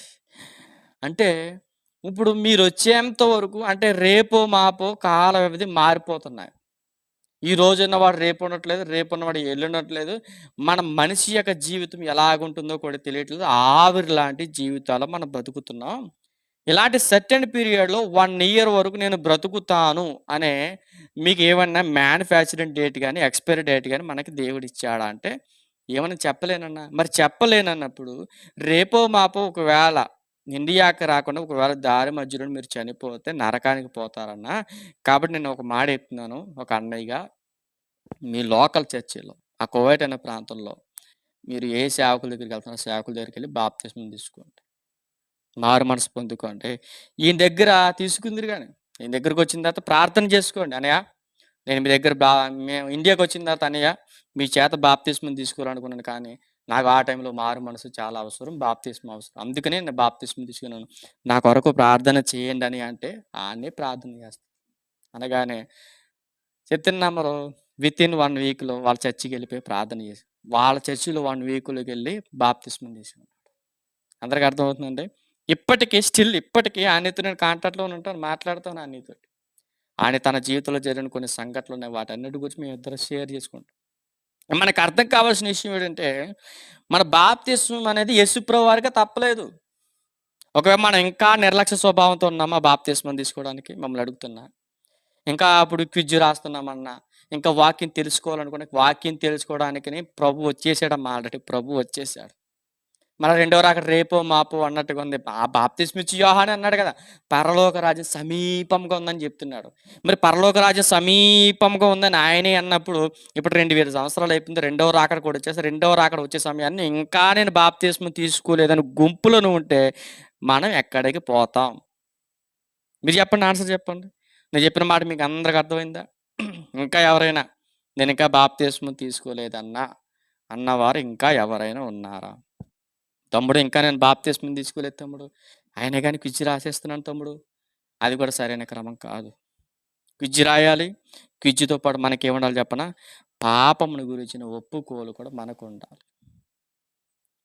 చూడండి ఒక అన్నంటాడు నరకానికి పోతారు. మొదలెడుతున్నా చూడండి అందరికి అన్నీ అప్పుడు అన్నయ్య పెట్టారు, అక్క పెట్టింది, బ్రదర్ అండ్ సిస్టర్స్ అందరూ పెడుతున్నారంటే దీన్ని బట్టి మనకేం అర్థమవుతుందంటే ఒకే ఒక క్షణంలో ఇప్పుడున్న టైంలో ఈ టైంలోనే మనం ఎలా వాక్యం వింటున్నాం. ఇలాంటి టైంలో యేసుక్రీస్తు రెండవ రాకడ వచ్చేసి నీ పరిస్థితి ఏంటి? బాప్తిస్మం తీసుకోకపోతే నీ పరిస్థితి ఏంటి? నరకానికి పోతావు. నరకానికి పోవడానికి రెడీ గాని నేను బాప్తిస్మం తీసుకునంటే నీ ప్రాణానికి నువ్వే ఉత్తరవాది. యేసుప్రభు వారికి తప్పలేదండి బాప్తిస్మం. యేసుప్రభు వారు బాప్తిస్మం తీసుకున్నారట. వెంటనే నీళ్ళలో నుండి ఒడ్డునకొచ్చాడు. బాప్తిస్మం తీసుకున్న తర్వాత ఒడ్డుకొచ్చిన తర్వాత ఇదిగో ఆకాశం తెరవబడిందట. దేవుని ఆత్మ పావురము వలె దిగి అతని మీదకి వచ్చుట చూసింది. ఎవరి మీదకొచ్చిందంటే యేసుప్రభు వారి మీదకొచ్చి శరీర ఆకారంతో వచ్చిందట. మరి ఇదిగో ఈయనే నా ప్రియకుమారుడు, ఈయన యందు నేను ఆనందించుచున్నాను. ఒక శబ్దము ఆకాశము నుండి వచ్చెను. చూడండి మరొక మాట చెప్తున్నాడు. లూకా గారు రాసిన సువార్త 3వ అధ్యాయం. లూకా గారు రాసిన సువార్త 3వ అధ్యాయం 22వ వచనం. పరిశుద్ధాత్మ చూడండి పరిశుద్ధాత్మ ఆ శరీర ఆకారంతో పావురము వలె ఆయన మీదకి వచ్చాను. అంటే ఇప్పుడు పావురము రూపంలో శరీర ఆకారంలో ఎవరొచ్చారంటే పరిశుద్ధాత్ముడు వచ్చాడట. అప్పుడు నీవు నా ప్రియ కుమారుడువు, నీ యందు నేను ఆనందించుచున్నాను. ఒక శబ్దము ఆకాశము నుండి వచ్చెను. అర్థమవుతుందండి ఇప్పుడు? ఇప్పుడు పరిశుద్ధాత్ముడు ఎప్పుడైతే ఈ శరీరాకారంతో పావుర రూపంలో వచ్చాడో, ఈయన మీద వాలాడో, ఈయన దగ్గరికి వచ్చిన తర్వాత ఆకాశం తెరవబడింది. ఈయన నా ప్రియ కుమారుడు, ఈయన యందు నేను ఆనందించుచున్నాను. ఒక శబ్దం ఆకాశం నుండి. ఈ శబ్దం, ఈ సౌండ్ ఎవరు విన్నారంటే యోహాను గారు విన్నారు. యోహాను గారు విన్నారట. అది యోహాను సువార్తలో కనబడుతాయి. యోహాను గారు రాసిన సువార్తలో ఒక మాట కనబడుతుంది. ఇదిగో ఈయనే నీ ప్రియ కుమారుడు. ఈయనే ప్రభు అని యోహాను గారికి ఎలా తెలుసంటే యోహాను గారు రాసిన సువార్త మొదటి అధ్యాయం. యోహాను గారు రాసిన సువార్త మొదటి అధ్యాయం 32వ వచనం. 31 నుంచి అవుతుంది. జాగ్రత్తగా ఉండండి. త్వరగా ముగించుకునే ప్రయత్నాలు చేద్దాం. యోహాను గారు రాసిన సువార్త మొదటి అధ్యాయం 31. నేను ఆయనను ఎరుగనైతేని గాని ఆయన ఇశ్రాయేలీయులకు ప్రత్యక్షమగుట నేను నీళ్లలో బాప్తిస్మం ఇచ్చుచు వచ్చితినని చెప్పాను. ఎవరు? బాప్తిస్మం ఇచ్చి యోహాను గారు. మరియు యోహాను సాక్ష్యం ఇచ్చుచు యోహాను గారు ఏం సాక్ష్యం ఇచ్చారు? ఆత్మ పావురము వలె ఆకాశము నుండి దిగి వచ్చుట చూచితిని. నా ఆత్మ ఆయన మీద నిలిచెను. నేను ఆయనను ఎరుగనైతిని గాని నీళ్ళల్లో బాప్తిస్మించు నన్ను పంపినవాడు. అంటే నీళ్ళల్లో బాప్తిస్మించుడు ఎవరు పంపారు? దేవుడు పంపారు. ఈ దేవుడు నన్ను పంపినవాడు నీవెవని మీద ఆత్మ దిగి వచ్చుట నిలుచుట చూతువో ఆయనే పరిశుద్ధాత్మలో బాప్తిస్మిస్తాడని నాతో చెప్పాడు. స్టేట్మెంట్ అదిరిందండి. స్టేట్మెంట్ అందరికి అర్థమైందా? ఇప్పుడు యోహాను గారు ఇస్తున్నటువంటి స్టేట్మెంట్ యోహాను గారు రాసిన సువార్త. అంటే ఈ బాప్తిస్మ ఇచ్చి యోహాను గారు రాసిన సువార్త గారిని అపోస్తలుడైన యోహాను గారు ఇస్తున్న స్టేట్మెంట్ ఏంటే, ఈ బాప్తిస్మ ఇచ్చి యోహాను గారికి ఈయనే దేవుని కుమారుడని తెలియడానికి, ఈయన ఎవరైతే బాప్తిస్మ ఇచ్చి యోహాను గారు, నువ్వు బాప్తిస్మం ఇయ్యని ఎవరైతే పంపించారో ఆయన అన్నాడంట, ఎవరి మీదైతే ఆత్మ దిగొస్తాదో ఆయనే నా ప్రియ కుమారుడు. ఆయన యందు నేను సాక్ష్యం ఇచ్చుచున్నాను. కాబట్టి ఆయన నెక్స్ట్ నువ్వు నీళ్ళలో బాప్తిస్మం ఇస్తున్నావు, పరిశుద్ధాత్మలో ఆయన బాప్తిస్మం ఇస్తాడని దేవుడు నాతో మాట్లాడాడు. ఆయనే ఈయన. ఈయనంటే ఎవరు? యేసు ప్రభువు అని ఆయన డిక్లేర్ చేశాడు. ఎవరండి? బాప్తిస్మం ఇచ్చి యోహాను గారు. ఇప్పుడు ఈ బాప్తిస్మం ఇచ్చి యోహాను గారు ఎప్పుడైతే ఈ సువార్త పరిచర్యలో ఆయనకి బాప్తిస్మం ఇచ్చాడో, బాప్తిస్మం ఇచ్చిన వెంటనే ఆయన ఎక్కడికి వెళ్ళిపోయాడంటే మనందరికీ తెలుసు, యేసుక్రీస్తు వారు ఎక్కడికి వెళ్ళారు? అరణ్యంలోని కొనిపోబడ్డాడు. ఇక్కడ వరకు మీ అందరికి అర్థమైందండి? త్వరగా చెప్పండి, ఎందుకంటే నాకు కూడా సమయం లేదు. ఎప్పటి వరకు టైం లైన్ అంతా అర్థమైందా?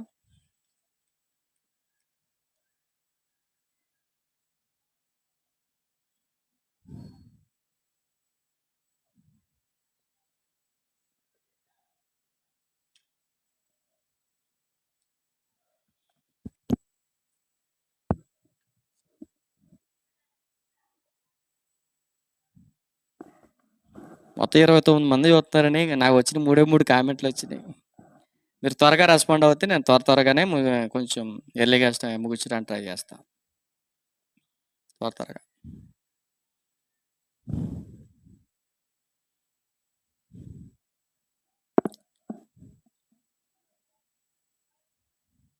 ఓకే. ఇప్పుడు మనకి మత్తయి గారు రాసిన సువార్త 3వ అధ్యాయం కంప్లీట్ అయింది. తర్వాత లూకా గారు రాసిన సువార్త 3వ అధ్యాయం కూడా కంప్లీట్ అయిపోయినట్టే. ఈ 3 అధ్యాయాలు, అక్కడ 3 అధ్యాయాలు, ఇక్కడ 3 అధ్యాయాలు మనకి కంప్లీట్ అయ్యాయి. అంటే రెండింటిని టాలీ చేసుకుంటూ మనం ఈ క్విజ్ అనేది కాంటెస్ట్ చేస్తున్నాం. అందరికి అర్థమవుతుంది కదా? అటు 3 అయినాయి, ఇటు 3 అయినాయి. ఇంకా మన మధ్యలో నాకు తెలిసి అక్కడ 4, ఇక్కడ 3, మొత్తం 7 అధ్యాయాలు ఉన్నాయి. 7 అధ్యాయాల్లో మరలా ఈరోజు మరొక అధ్యాయాన్ని మనం వివరించుకునే ప్రయత్నాలు చేద్దాం. అందరూ కూడా చాలా ఇంట్రెస్ట్గా వినండి, జాగ్రత్తగా వినండి. మీరు ఎంత జాగ్రత్తగా అంటే అంత త్వరగా నేను ముగించుకోవడానికి ప్రయత్నం చేద్దాం. ఒకరోజు యేసుప్రభు వారు బాప్తిస్మం తీసుకున్న తర్వాత అరణ్యానికి పోయాడు. అరణ్యంలోనికి పోయాడు. ఈ అరణ్యంలోనికి పోయిన తర్వాత ఏం జరిగిందంటే అపవాది చేత శోధింపబడ్డానికి. మీకు గుర్తుందో గుర్తులేదో, క్రొత్త నిబంధన చరిత్రలో పౌలు గారు కూడా, అపోస్తలుడైన పౌలు గారు కూడా 3 సంవత్సరాల పాటు లోకానికి దూరంగా ఉంటూ అరేబియా అనే ప్రాంతానికి 3 సంవత్సరాలు వెళ్ళిపోయాడంట. ఎందుకంటే ఆయన కూడా అరణ్యంలోనికి వెళ్ళిపోయి నేను ఎలా ఆయన్ని విశ్వసించలేకపోయాను, నేను ఎలా క్రైస్తవుని హింసించానని ఆయన కూడా చాలా బాధపడుతూనే ఆయన 3 సంవత్సరాల పాటు అరేబియా అనే ప్రాంతంలో ఉండిపోయాడు. అది గలతీ సంఘానికి రాసిన పత్రికలు మనకు కనబడుతుంది మొదటి అధ్యాయం. ఇప్పుడు యేసుప్రభు వారు కూడా ఎక్కడికి వెళ్ళిపోయాడంటే అపవాది చేత శోధింపబడడానికి ఆ దినాల్లో వెళ్ళాడు. అప్పుడు ఆయన ఎన్ని రోజులు అక్కడ ఉన్నాడంటే 40 దినములు 40 రాత్రి పగలు అక్కడ ఉండిపోయి ఉపవాసం ఉన్నాడట. నిజమే కదండి? ఉపవాసం ఉంటేనే మన భక్తి జీవితం ఎలా ఉందో మనకు అర్థమవుతుంది. మనమైతే ఉపవాసాలు ఉండం. చాలామంది ఉపవాసం ఉన్న వారందరికీ వందనాలు, ఉపవాసం లేని వారికి నిండు వందనాలు. ఎందుకంటే నేను కూడా చాలా తక్కువ ఉపవాసం. ఈ ఉపవాసం ఏదైతే ఉందో, ఉపవాసాలు యేసుప్రభు వారు ఉన్నారట. ఈ 40 రోజుల పాటు ఉపవాసం ఉన్న తర్వాత ఆయనకి ఆకలేసింది. ఇప్పుడు ఎప్పుడైతే దీనికి ఆకలేసిందో ఆ టైంలో ఎవరు వచ్చేసారంటే శోధకుడు వచ్చాడు. శోధకుడు అంటే మనల్ని టెస్ట్ చేసేవాడు. చూడండి, కొన్నిసార్లు మీ అందరికి గుర్తుందో గుర్తులేదో ఒక విషయం బాగా చెప్తున్నాను, గుర్తుపెట్టుకోండి. బాప్తిస్మం తీసుకున్న తొలి దినాల్లో, తొలి వారాల్లో ఒక పాపం చేయడాలంటే చాలా భయం వేస్తుంది. గుర్తుందా? అవునా కాదు చెప్పండి, అందరిని అడుగుతున్నా. మనం ఏదైనా అప్పుడు వెంటనే బాప్తిస్మం తీసుకున్నారంటే పిల్లలు బాప్తిస్మం తీసుకున్నారు, మనమే బాప్తిస్మం తీసుకున్నాం. బాప్తిస్మం తీసుకున్న తొలి రోజుల్లో ఎవరైనా మిమ్మల్ని అడుగుతున్నా పాపం చేయడానికి భయపడరా? ఓపెనింగ్ చెప్పండి. అర్థమవుతున్నాయి చెప్పిన మాటలు? బాప్తిస్మం తీసుకున్న తర్వాత పాపం చేయడానికి భయపడతారు. ఎన్ని రోజులు? గట్టుకుంటే వారం రోజులు. ఈ వారం రోజులు అయిపోయిన తర్వాత 2 వారాలకి వెళ్తాం. రెండో వారం కూడా జాగ్రత్తగా అలాగా చేయకూడదురా, చేయకూడదురా, చేయకూడదని ఒక నిబంధనతో గట్టిగా పట్టుకుంటాం. అలాగే మూడో వారం అయింది. మూడో వారం అయిన తర్వాత అప్పటి వరకు ఒక చిన్న జలకిద్దాం. జర మాట చెప్తాను. ఒక డ్రింకర్ ఉన్నాడు. తాగుబోతు. ఆ తాగుబోతు అని అనుకున్నాడంట. అని అనుకున్నాడంట. బాప్తిస్మం తీసుకున్నాడు. నేను తాగుడికి దూరంగా ఉంటాను. దేనికి దగ్గర ఉన్నాను. దేవునికి మాత్రమే దగ్గర అవుతాననేసి నా కొరకు రక్షకుడు పుట్టాడు. నా కొరకే ఆయన వలనే ఆయన వల్ల నాకు పరలోకం వస్తుందని నమ్మి విశ్వాసం ఉంచి మారు మనసు పొందుకుని బాప్తిస్మం తీసుకున్నాడు. 2-3 వారాలు బాగున్నాడు. మూడో వారం దాటిన తర్వాత కొట్టింది. ఏం కొట్టిందంటే లాగేస్తుందంట. ఏంటి? మందు. వెళ్ళాలి. వెళ్దామా? వద్దా? వెళ్దామా? వద్దా? తనతో ఉన్న ఫ్రెండ్స్ కూడా అన్నారట, "అరే రారా మందు తాగుదాం. ఈరోజు మా ఊడు పుట్టినరోజు. ఇగో నాకు జాబ్ వచ్చిందిరా, నాకు శాలరీ పడిందిరా, ఒరే నాకు ఇది జరిగిందిరా, ఈ శుభం జరిగిందిరా, ఈ శుభం జరిగిందిరా, ఇంకో పలానా దగ్గర పార్టీ జరుగుతుందిరా, రారా" అనేసి ఇతగాడిని తీసుకుని వెళ్ళాను టానీని. తీసుకుని వెళ్ళిన తర్వాత, "ఒరే నేను తాగనురా" అన్నాడట ముద్దిగా. ఫ్రెండ్స్ అన్నారంట, "రే ఒక్కసారికి వెళ్ళారా, అత్తమాల తాగుతావేటి, నువ్వు ప్రభులోనికి వెళ్ళావులే, ఈ ఒక్కసారికే ఒకే ఒక్కటి" అన్నాడట. మనసు ఎలా ఉంటుందంటే తాగాలని ఉందంట, కానీ తాగకూడదని అనిపిస్తుందంట. ఫ్రెండ్స్ ఏం చేశారంటే ఫోర్స్ చేశారు. "తాగరా, పర్లేదు, తాగరా, తాగరా, తాగరా, తాగరా" అన్నారట. జాగ్రత్తగా ఏం చేశాడంటే తాగేశాడు. తాగేసిన తర్వాత ఇంటికి వచ్చాడు. ఇంటికి వచ్చి నైట్ పడుకుని మనం ప్రార్థన చేస్తాం కదండి, "ప్రభువా, నేను ఈరోజు పాపం చేశాను, నన్ను క్షమించు. మరలా ఆ పాపంలో పడకుండా తండ్రి నన్ను కాపాడని" మరలా ఆ రోజు రాత్రి ప్రార్థన చేశాడు. మళ్ళీ మార్నింగ్ లేచాడు. మార్నింగ్ లేచిన తర్వాత రొటీన్ లైఫ్ ఎలా ఉంటుందంటే మనం గట్టిగా బాప్తిస్మం తీసుకున్న తొలి దినాల్లోనే బాగుంటాం. ఆ తర్వాత లైఫ్ ఎలా ఉంటుందంటే ఒక మాట చెప్తున్నానండి, ఎప్పుడైతే నువ్వు బాప్తిస్మం తీసుకున్నావో బాప్తిస్మం తీసుకున్నప్పటి నుంచే నువ్వు కావాలి అపవాదిగాడికి. నువ్వు ఎప్పుడైతే బాప్తిస్మం తీసుకున్నావో బాప్తిస్మం తీసుకున్నప్పటి నుంచి దేవుడు కూడా నువ్వే కావాలి. ఎందుకంటే నువ్వు బాప్తిస్మం తీసుకున్నావంటే దాని అర్థం ఏంటి? ఒక సర్టిఫికేట్ పరలోకంలో రాయబడుతుంది నీ పేరు. ఇదిగో పలానా పేరు రాసి, ఇదిగో బాప్తిస్మం తీసుకున్నాడు, తన జీవితం ఎలా ఉంటుందో పరిశీలించాలని ఒక తృష్ణ దేవుడి పట్ల ఉంటే, ఇదిగో ఈ మనిషి బాప్తిస్మం తీసుకున్నాడు కదా అనేసి నరకం దగ్గర కూడా ఒక దూత ఉంటుంది. ఆ దూత ఏం చేస్తుంది చెప్పండి, మరలా మన దగ్గర పంపించి, "నువ్వు పరలోకానికి వెళ్తావా, నరకానికి వస్తావా? నువ్వు పరలోకం వెళ్ళడం నాకు ఇష్టం లేదు, నువ్వు నాతో పాటు ఉండాలి. ఇగో ఈ లోక మర్యాద చెప్పున్నాడు, ఈ లోకమంతా నీది నాది, కమాన్ ఎంజాయ్ చేద్దాం రా" అనేసి ఆ శోధకుడు మనలోనికి వచ్చేస్తాడు. మళ్ళీ ఓపెనింగ్ చెప్తున్నా, అందరికి అర్థమవుతుందండి. బాప్తిస్మం తీసుకున్న తొలి దినాల్లో చాలామంది బాగుంటారు. సీనియారిటీ పెరిగే కొద్దీ కొన్ని సంఘాల్లో సంఘాలకు వెళ్ళిన తర్వాత సైలెంట్గా ఉంటారు, బయటికి వెళ్ళిన తర్వాత బూతులాడతారు. సంఘానికి వచ్చిన తర్వాత సైలెంట్గా ఉంటారు, బయటకు వెళ్ళి సిగరెట్ కాల్చేవాళ్ళు ఉన్నారు. సంఘానికి వచ్చిన తర్వాత సైలెంట్గా ఉంటారు, బయటికి వెళ్ళిన తర్వాత తాగుబోతులు ఉన్నారు. సంఘానికి వచ్చేంత వరకు సైలెంట్గా బయటకు వెళ్తారు, వ్యభిచారం చేసేవాళ్ళు. సంఘానికి వచ్చేంత వరకు మౌనంగా ఉంటారు, బయటికి దొంగతనాలు చేసే వాళ్ళు కూడా సంఘాల్లో ఉన్నారు. ఎందుకంటే సంఘం దగ్గరికి వచ్చి మన పాపాలు ఒప్పుకుంటాం, మరలా రొటీన్ లైఫ్ పాపం చేయడానికి పరుగులు తీస్తాం. ఇది సరి అయిన క్రమం కాదు. ఎందుకంటే అపవాదిగాడు మనలోనికి దూరేశాడు. ఇదిగో మనం చెబుతున్న ప్రసంగాలు అవుతున్న ఆ ప్రసంగాలు వింటాం వింటాం వింటాం కానీ ఈ చెవిని వింటాం, ఈ చెవిని వదిలేస్తాం. అందుకనే వాక్యం మీద మనకి ఆయన అంటాడు, హృదయం అనే పలక మీద దేవుడు మన హృదయాల మీద తన లేఖనాలు రాయించడానికంటే ఈ భూమి మీదకి వచ్చాడట.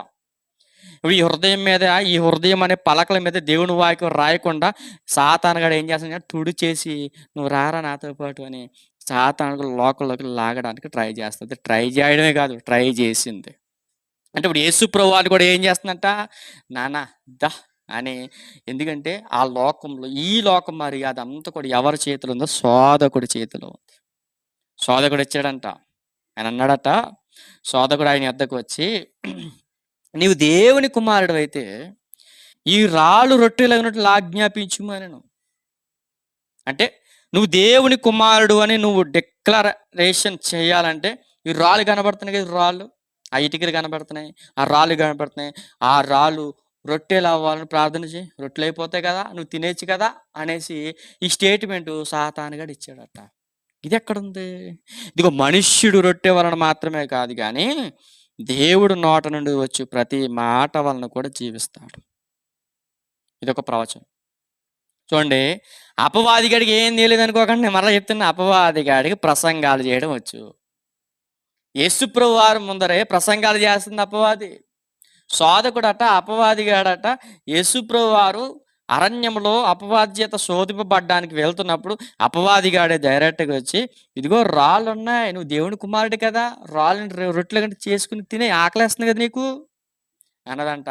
అప్పుడు దేవుడు అన్నాడట, "మనుష్యుడు రొట్టె వలన మాత్రమే కాదు, దేని వల్ల కూడా జీవిస్తాడో చెప్పనా?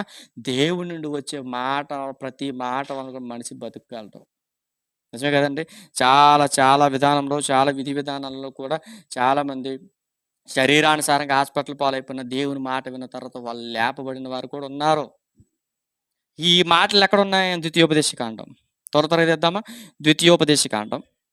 ద్వితీయోపదేశ కాండం 8వ అధ్యాయం 3వ వచనంలో ఈ మాట ఉంది. మనుష్యుడు రొట్టె వలన మాత్రమే కాదు గాని దేవుని నోట నుండి వచ్చు ప్రతి మాట యందు జీవించును అనే మాట ద్వితీయోపదేశ కాండం 8వ అధ్యాయం 3వ వచనంలో ఉంది. పక్కన రాసుకోండి. మళ్ళీ చెప్తున్నా, ఈ రిఫరెన్స్ పక్కన ద్వితీయోపదేశ కాండం 8వ అధ్యాయం 3వ వచనం రాసుకోండి. ఇది మొదటిసారి. మళ్ళీ అంతటి అపవాది మరలా అందంట, పరిశుద్ధ పట్టణమును ఆయన తీసుకుని పోయి, పరిశుద్ధ పట్టణం అంటే ఆ యెరూషలేము పట్టణాన్ని తీసుకుని పోయి ఇగో దేవాలయం శిఖరం నిలబెట్టి, "నీవు దేవుని కుమారుడు అయితే కిందకి దూకేయి. నువ్వు కిందకు దూకేస్తే ఏం చేస్తాయి? ఆయన నిన్ను గూర్చి తన దూతలకు ఆజ్ఞాపిస్తాడు." ఇంక మనం ఉన్నాం, ఈ మేడ ఉంది, నేను మేడ మీద ఉన్నా, ఈ మేడ మీద నువ్వు దూకేయి. నువ్వు దూకేసిన నీ దేవుడు దూతలు వచ్చి నిన్ను పట్టుకుంటాయి. ఎందుకంటే నువ్వు దేవుని కుమారుడు కదా! ప్రసంగం చేస్తుందండి అపవాది. మళ్ళీ ఆ ప్రసంగంలో ఆయన అంటున్నాడు, ఆయన నన్ను గూర్చి పాదము ఆజ్ఞాపిస్తాడు. నీ పాదములు ఎప్పుడైనా రాతికెళ్ళి తగలకుండా వారు నిన్ను చేతులతో ఎత్తుకొందురని వ్రాయబడి ఉన్నదని ఆయనతో చెప్పాను. చూడండి, వ్రాయబడి ఉన్నదని ఆయనతో చెప్పాను. అంటే అపవాదిగాడికి ఏం తెలుసు? లేఖనాల మీద శక్తి తెలుసు. మోషే గారి ధర్మశాస్త్రం మీద పట్టుంది. ఎవరికి? అపవాదికి. మనకే ఏం లేదు. అందుకని ఆయన మాట్లాడుతూ ఇది ఎక్కడుందంటే కీర్తనల గ్రంథం 91వ అధ్యాయం 11వ వచనం. చూడండి, అపవాదిగాడు వేసినటువంటి స్టేట్మెంట్. అపవాదిగాడు ఏం చెప్తున్నట్టే, నువ్వు నువ్వు ఇక్కడి నుంచి దూకేస్తే ఆయన నీ పాదాలకు దెబ్బ తగలకుండా దూతలను కాపలా కాస్తాడనే మాట కీర్తనల గ్రంథంలో ఉన్న మాటను తీసుకొచ్చిందండి. కీర్తనల గ్రంథం 91వ అధ్యాయం 11, 12. 11, 12. కీర్తనల గ్రంథం 91, 11, 12వ వచనంలో ఈ మాట ఉంది. అప్పుడు ప్రభువైన యేసుక్రీస్తు వారు ఏమన్నాడు? ప్రభువైన నీ దేవుని నీవు శోధింపవలదని మరొక చోట వ్రాయబడింది. దానితో చెప్పాడు. ఇంకో చూడండి మరలా, ప్రభువైన నీ దేవుణ్ణి అంటే అపవాది నీకు కూడా దేవుడు ఉన్నాడు. ఆ దేవుని శోధించకూడదనే విషయం మర్చిపోయావా అని దేవుడు కూడా మాట్లాడు. అది ఎక్కడ ఉంది? మన ద్వితీయోపదేశ కాండం 6వ అధ్యాయం 16వ వచనం. ద్వితీయోపదేశ కాండం 6వ అధ్యాయం 16వ వచనం. థ్యాంక్ యూ అన్న ఉషాకిరణ్ గారు, చాలా థ్యాంక్ యూ. చూడండి, ఈ మార్గం కీర్తన 91, 11. నీ మార్గములన్నిటిలో నిన్ను కాపాడుకు ఆయన నిన్ను గూర్చి తన దూతలను ఆజ్ఞాపిస్తాడు. నీ పాదం రాయి తగలకుండా నిన్ను తమ చేతుల మీద ఎత్తుకుంటారని అని ఈ మాట ఎవరు మాట్లాడుతున్నారు? అపవాదిగాడు మాట్లాడుతున్నాడు. అపవాదిగాడు ఈ మాటలు మాట్లాడుతుంటే ప్రభువైన యేసుక్రీస్తు వారు ఏమంటున్నాడు? ద్వితీయోపదేశ కాండం 6వ అధ్యాయం 16. ద్వితీయోపదేశ కాండం 6వ అధ్యాయం 16వ వచనం. ప్రభువైన నీ దేవుణ్ణి నీవు శోధింపవలదని మరొక చోట వ్రాయబడినదని వానితో చెప్పాడు. ఇలా చెప్పిన తర్వాత మరలా అపవాది ఆయన ఎత్తైన కొండ మీదకు తోడుకుని పోయి ఈ లోక రాజ్యములన్నిటినీ వాటి మహిమను ఆయనకు చూపి ఆయన అనంట, నీవు సాగిలపడి నాకు నమస్కారం చేసిన యెడల వీటన్నిటిని నీకిచ్చిదనని ఆయనతో చెప్పగా. చూడండి, ఎంత మంచి మాట చెప్తుంది చూడండి. అపవాదిగాడు ఏం చెప్తున్నాడంటే, ఇగో ప్రభువా యేసు, నీకు మాట చెప్తుంది, బాగా గుర్తుపెట్టు. ఎత్తైన కొండ మీద తీసుకెళ్ళిపోయిందంట. ఎత్తైన కొండ మీద తీసుకెళ్ళిన తర్వాత ప్రపంచాన్ని అంతా చూపించిందంట. ఒకడేమో వ్యభిచారం చేస్తున్నాడట, మరొకడేమో దొంగతనం చేస్తున్నాడట, మరొకడేమో తనకు నచ్చిన పాపాలు చేస్తున్నాడట, మరొకడేమో విగ్రహారాధన చేస్తున్నాడట, మరొకడు వాడికి నచ్చిన పనులు అన్నీ చేస్తున్నాడట. ఇగో వీళ్ళందరూ, ఈ సొసైటీ, ప్రపంచం అంతా నా చేతుల్లో ఉంది. ఒకే ఒక్కసారి ఇగో ఇలా నమస్కారం చేసావు అనుకో, ఇంకా నిన్ను ఏం అడగను, ఈ భూమి అంతా నీకు ఇచ్చేస్తానని సాతానుగాడు యేసుప్రభుని అడిగాడు. ఏం చెప్తున్నా, ఆ టైంలో ఆ రోజు అపవాది దగ్గర యేసుప్రభు మోకరించితే మరోలా అవుతున్నట్టు చరిత్ర. కానీ దేవుడు ఏమన్నాడంట, యేసు వానితో సాతానా పొమ్ము, ప్రభువైన నీ దేవునికి మ్రొక్కి ఆయనను మాత్రమే సేవింపవలెను. ద్వితీయోపదేశ కాండం 16వ అధ్యాయం 3వ వచనం. మరలా దీని యొక్క ప్రవచనం యొక్క నెరవేర్పు. ప్రవచనాలు అవి లేవనెత్తితే దానికి కౌంటర్ కింద యేసు ప్రభు వారు ఇస్తున్నటువంటి స్టేట్మెంట్. ద్వితీయోపదేశ కాండం 16వ అధ్యాయం 3వ వచనం. ద్వితీయోపదేశ కాండం 16వ అధ్యాయం 3వ వచనంలో కనబడుతున్న విషయం ఏంటంటే, ఇదిగో నేను ఎవరికి మొక్కాలి చెప్పినా ప్రభు అయిన దేవునికి మొక్కాలి, నీకు కాదు. మనం కూడా చూడండి, కొన్ని కొన్ని సందర్భాల్లో మనం కూడా సలాం కొడతాం, జై కొడతాం. ఎవరికి జై కొడుతున్నాం, ఎవరికి సలాం కొడుతున్నాం? ఇతర దేవుళ్ళకు కాదు. ఎవరికి మొక్కాలి? దేవునికి మొక్కాలంట. అంటే ప్రభువైన యేసుక్రీస్తు వారు ఎవరికి మొక్కాలంటే, దేవునికి మాత్రమే నేను సేవించగలను, దేవునికి మాత్రమే నేను మొక్కుతాను, నీకు కాదు సాతానా, బయటకు పో అని ఎప్పుడైతే సాతాన్ని గద్దించడం మొదలెట్టాడు. చూడండి, అక్కడ పెట్టింది, పస్కా పండుగలో పొంగనిదేం తినకుండా నీవు త్వరపడి, అక్కడ కొంచెం కింద 16వ అధ్యాయం 3వ వచనం.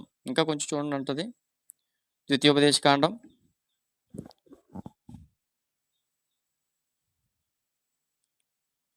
6:3 అనుకుంటా. చూడండి అక్క ఒకసారి, 6:3 ద్వితీయోపదేశ కాండం 6వ అధ్యాయం 3వ వచనం అనుకుంటా, 16 కాదనుకుంటా.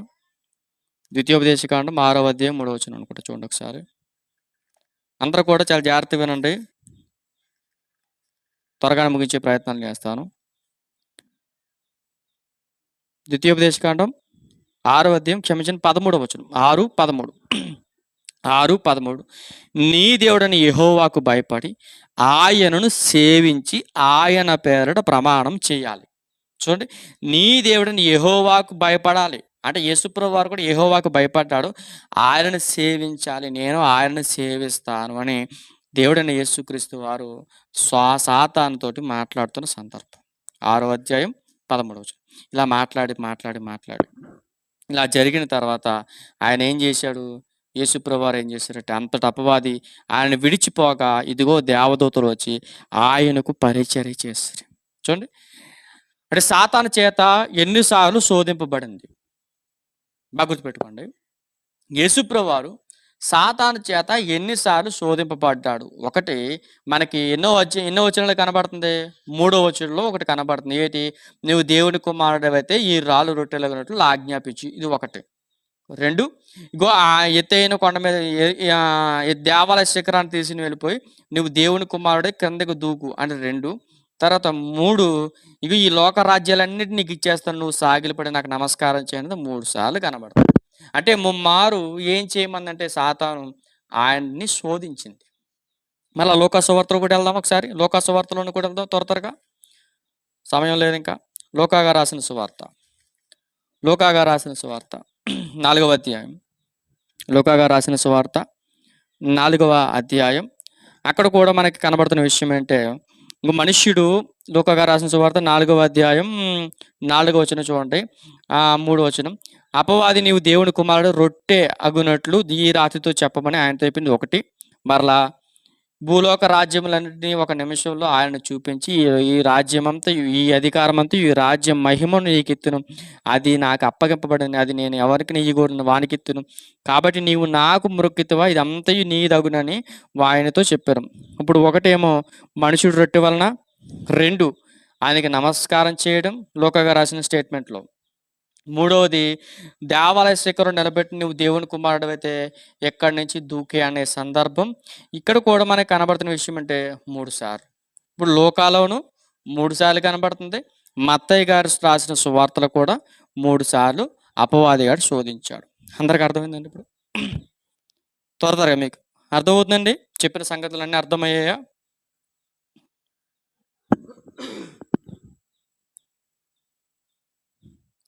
అపవాది నీవు దేవుని కుమారుడితో రొట్టెగినట్లు ఈ రాతితో చెప్పమని ఆయనతో చెప్పిన ఒకటి.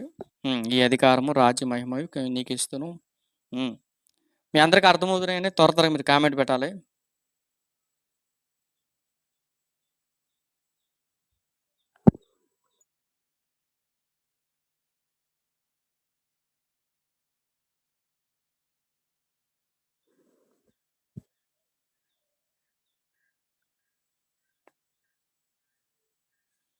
త్వరగా అండి, మనం త్వరగానే ముగించిన ప్రయత్నం చేద్దాం.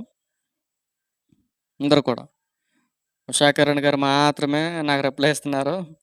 మిగిలిన వారు కూడా త్వరగా అర్థమయ్యాయా, అర్థం కాలేదు, ఇప్పటివరకు చెప్పిన సంగతులు అర్థమయ్యాయా, అర్థం కాలేదా, త్వరగా మీరు చెప్పాలి. నాకు సమయం కూడా లేదు.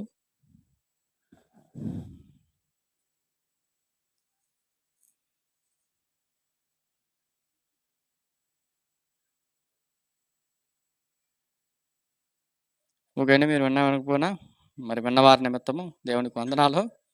సరే, ఇక్కడ వరకు జరిగిన సంగతి ఏందో, ఇక్కడ జరుగుతున్న సందర్భాన్ని బట్టి ఇక్కడ వరకు అపవాదిగాడు ఏం చేశాడంటే యేసుప్రభువుని శోధించి ప్రతి శోధనను ముగించాడంట. కొంతకాలం ఆయనను విడిచిపోయాను. 13వ వచనం వరకు కొంతకాలం వరకు ఆయనను విడిచిపోయాను. ఈ విడిచిపోయిన తర్వాత అప్పుడు యేసు ఆత్మ బలముతో గలిలయకు తిరిగి వెళ్ళాను. గలిలయ అనే ప్రాంతానికి వెళ్ళిపోయాడంట. ఇలా గలిలయ ప్రాంతానికి వెళ్ళిపోయిన తర్వాత ఆయన గూర్చిన సమాచారం ఆ ప్రదేశం అంతటా వ్యాపించెను. ఎక్కడున్నాడు ఈయన? ఒకరోజు ఏం జరిగిందంటే మనకు కొన్ని విషయాలు మనకు అర్థం కావాలి. ఒకరోజు కొన్ని సందర్భాల్లో యేసుప్రభు వారు చేస్తున్న గాస్పల్ ఏదైతుంది, ఇప్పుడు యేసుప్రభు వారు చేస్తున్న గాస్పల్కి కొంచెం లింకప్ ఉందండి. ఏంటి ఆ లింకప్ అంటే, బాప్తిస్మిచ్చి యోహాన్ గారు అవుతారు. బాప్తిస్మిచ్చి యోహాన్ గారు చెరపట్టబడ్డారు కదా, అంటే జైల్లోకి తీసుకుని వెళ్ళిపోయారు. ఈయన జైల్లోకి తీసుకెళ్ళిపోయిన తర్వాత ఆ కొద్ది కాలం వ్యవధిలో మార్క్ గారు రాసిన సువార్తలోను, మనకి యోహాన్ గారు రాసిన సువార్తలోను అనుకుంటా, మార్క్ గారు రాసిన సువార్తలోనే ఏం కనబడుతుందంటే, ఒకరోజు హేరోదుకి బర్త్డే జరుగుతుంది. ఆ రోజు తన కూతురు డ్యాన్స్ చేస్తుంది. డ్యాన్స్ చేసిన తర్వాత హేరోదు కూతురు ఎవరైతే ఉన్నారో, హేరోదు కూతురు తన తల్లి హేరోదియా, వీళ్ళిద్దరూ కూడా ఒక పన్నాగ పండుతారు. ఏంటంటే బాప్తిస్మిచ్చి యోహాన్ తల కావాలంటారు. అంటే అప్పటి వరకు సువార్త ఏదైతుందో, సువార్త జరిపిస్తున్నటువంటి యోహాన్ గారు ఎవరుతుందో, యోహాన్ గారు చెరపెట్టేసిన తర్వాత ఆయన తలను తెగొట్టేస్తారు. తల నరికేసిన తర్వాత ఈ మాట ఎవరికి వినబడిందంటే యేసుక్రీస్తు వారికి వినబడింది. యోహాన్ గారు చనిపోయారనే సంగతి వినబడుతుంది. ఆ మాటే 12వ వచనం, మత్తయి గారు రాసిన సువార్త 4వ అధ్యాయం ముగించుకుందాం. ఇంకా మత్తయి గారు రాసిన సువార్త 4వ అధ్యాయం 12వ వచనం. మత్తయి గారు రాసిన సువార్త 4వ అధ్యాయం 12వ వచనం. యోహాను చెరపట్టబడిన యేసు విని గలిలయకు తిరిగి వెళ్ళి నజరేతు, అంటే తన సొంత ఊరు ఏదైతే తన సొంత ఊరిని విడిచిపెట్టి ఎక్కడికి వచ్చాడంట? జెబులూను నప్తాలి అనే దేశముల ప్రాంతంలో సముద్ర తీరమందులు కపెర్నహూముకు వచ్చి కాపురముండెను. అక్కడ కుదిరితే యెషయా గ్రంథం 9వ అధ్యాయం 12వ వచనం. యెషయా గ్రంథం 9వ అధ్యాయం 12వ వచనం త్వరగా తీయండి.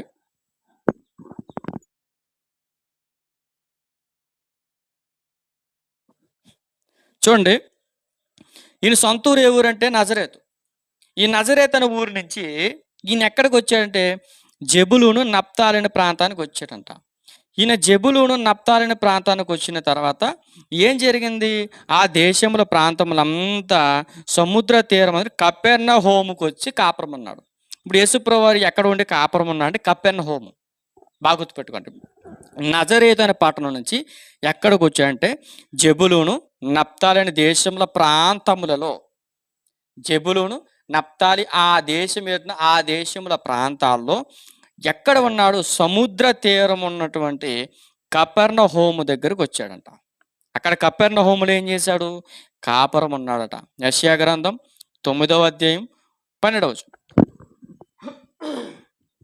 యెషయా గ్రంథం 9వ అధ్యాయం 12వ వచనంలో జెబులూను దేశమును నప్తాలి దేశమును యొర్దానుకు అవలనున్న సముద్ర తీరమున అన్యజనులు నివసించు గలిలయ సముద్ర తీరమున అన్యజనులు నివసించి గలిలయ చీకటిలో కూర్చుండిన ప్రజలను గొప్ప వెలుగు చూచిరి.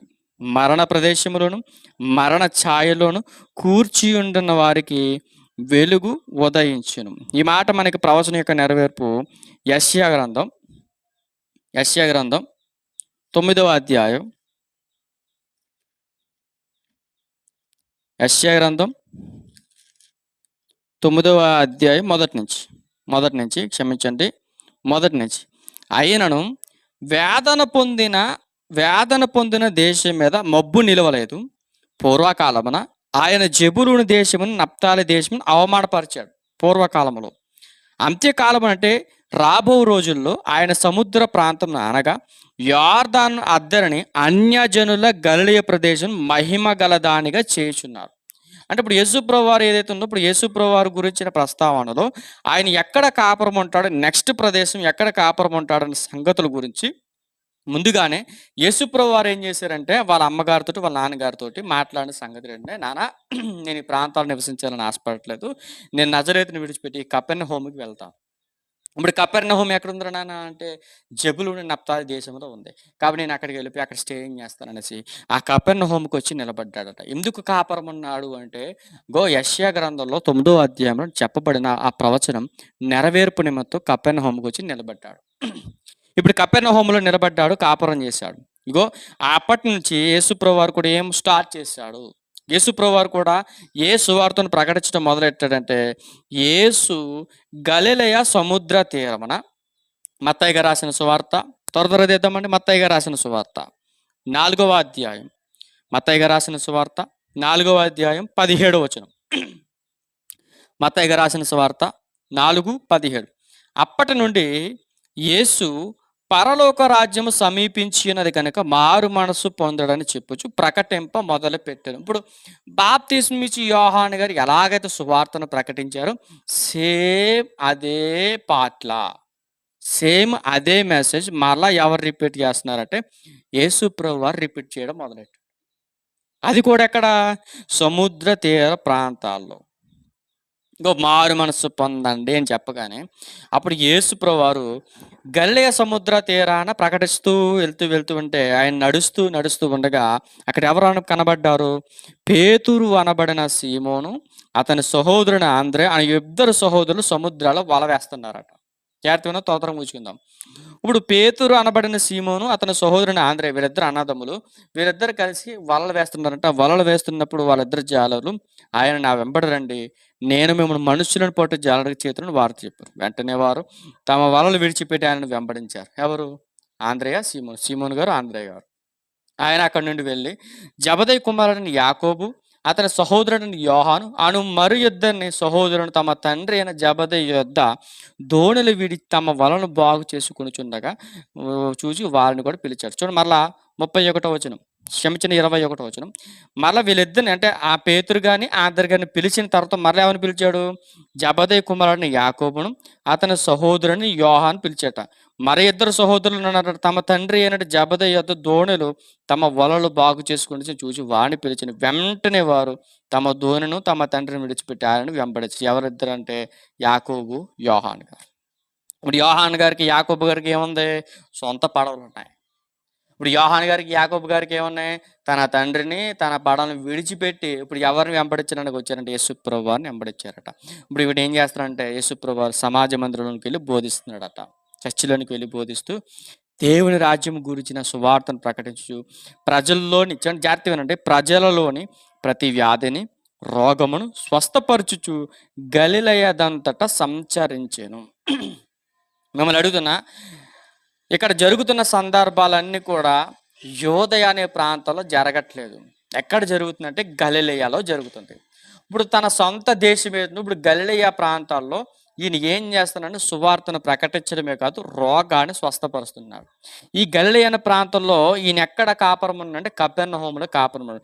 ఈ కపెర్నహూములో కాపురం ఉన్నటువంటి యేసుప్రభు వారు గలిలయ ప్రాంతాన్ని అంతా తిరిగి సమాజ మందిరంలో వాక్యం చెబుతూ ఎవరికైతే రోగాలున్న రోగాలని నయం చేస్తూ వారికి మంచి స్వస్థత కలగజేసి ఆయన వాక్యాన్ని ప్రకటిస్తున్నాడు. ఆయన కీర్తి సిరియా దేశం అంతటా వ్యాపించాడు. సిరియా అంటే దమస్కు.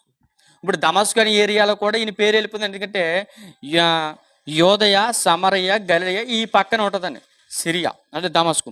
ఇప్పుడు ఈ దమస్కు అనే ప్రాంతాల్లో కూడా యేసుప్రభు వారి పేరు వెళ్ళిపోయిందంట, పేరు ప్రఖ్యాతులు వెళ్ళిపోయిందంట. నానా విధముల రోగముల చేతను వేదనల చేతను పీడింపబడిన వ్యాధిగ్రస్తులందరినీ, దయ్యం పట్టిన వారిని, చాంద్ర రోగులను, పక్షవాయు గల వారిని ఆయన ఎద్దకు తీసుకుని ఆయన వారందరూ స్వస్థపరిచాడు. అప్పటి వరకు స్వస్థతలు లేవా అంటే లేవు. అప్పటి వరకు ఏం జరిగాయి? సొసైటీలో బలులకు అర్పించారు. సొసైటీలో సేవకుడు ఏదో చెప్తున్నాడు విందాంలే అని విశ్వాసులు వెళ్ళేవారు, కానీ వాక్యాన్ని వినేవారు చాలా తక్కువ మంది ఉన్నారట. వీళ్ళందరూ కూడా విన్నారట. విన్నారట. తర్వాత ఎక్కడెక్కడికి సువార్త వ్యాపించింది అంటే గలిలయ, దెకోఫలి, యెరూషలేము, యోదయ అనే ప్రదేశం నుండి యొర్దానుకు అవతల నుండి బహుజన సమూహం ఆయనను వెంబడించెను. అంటే ఇప్పుడు యోహాను గారు చేసిన సువార్త ఏదైతుందో, యోహాను గారు చేసిన సువార్త అంటే ఆయన చనిపోయిన తర్వాత మరలా నెక్స్ట్ పొజిషన్లో ఇప్పుడు ఎవరు వచ్చారంటే ప్రభు అయిన యేసుక్రీస్తు వారు వచ్చారు. ఆయన వచ్చి రోగాలను నయం చేయడం, అనేక మందిని స్వస్థపరచడం, అనేక మందిని తన దగ్గరకు తీసుకుని రావడం, సువార్త పరిచర్యలో శిష్యులను కూడా తయారు చేయడం జరిగింది. ఇలా తయారు చేయడం జరిగిన తర్వాత ఈయన ఒక రోజు చర్చిలోనికి వెళ్ళాడట. బాగానంటే కొంచెం లింకప్లు ఉన్నాయి, అందుకని అక్కడివి కొన్ని ఇక్కడ కొన్ని ఇలా లింకప్ చేసుకుని మిమ్మల్ని స్ట్రైట్గా పెట్టడానికి చెప్తున్నా. ఒకరోజు ఏం జరిగిందంటే యేసుప్రభు వారు ఇలాగా సువార్త పరిచర్య కావచ్చు, స్వస్థతలు చేస్తున్నాడు, ఇవన్నీ సంగతులన్నీ పొందాక ఒకరోజు చర్చికి వెళ్ళాడు సమాజ మందిరంలోకి. ఆయన సమాజ మందిరంలోకి వెళ్ళిన తర్వాత చూడండి, లూకా గారు రాసిన సువార్త త్వరగా ఆడదాం. లూకా గారు రాసిన సువార్త 4వ అధ్యాయం, లూకా గారు రాసిన సువార్త 4వ అధ్యాయం 14వ వచనం. 4:14. అప్పుడు యేసు ఆత్మ బలముతో గలిలయకు తిరిగి వెళ్ళెను. ఆయనను గూర్చిన సమాచారం విని ఆ ప్రదేశం అంతటి వ్యాపించింది. ఆయన అందరి చేత ఘనత పొంది వారి సమాజ మందిరంలో కూడా బోధిస్తున్నాడు. ఆ తర్వాత ఆయన తాను పెరిగిన నజరేతు కపెర్నహూములో కాపురం ఉన్నాడు కదండి. కపెర్నహూములో కాపురం ఉండి అక్కడ గలిలయ ప్రాంతాల్లో శిష్యుడిని ఏర్పాటు చేసుకుని వాళ్ళందరూ చెప్పున వాళ్ళు చేస్తున్న క్రియలు అవన్నీ చూసిన తర్వాత ఈయన పేరు ప్రఖ్యాతులు పెరిగిపోయాయి. ఇప్పుడు సమాజ మందిరంలోకి వచ్చాడు. నజరేతను ఊరికి వచ్చి ఈయన ఏం చేశాడు, తన వాడికి చెప్పున విశ్రాంతి దినమందు సమాజ మందిరంలోనికి వెళ్ళాడట. విశ్రాంతి దినమందు సమాజ మందిరంలోనికి వెళ్ళి ఏ గ్రంథాన్ని చదివాడు, అక్కటారు యెషయా గ్రంథాన్ని చదివాడట.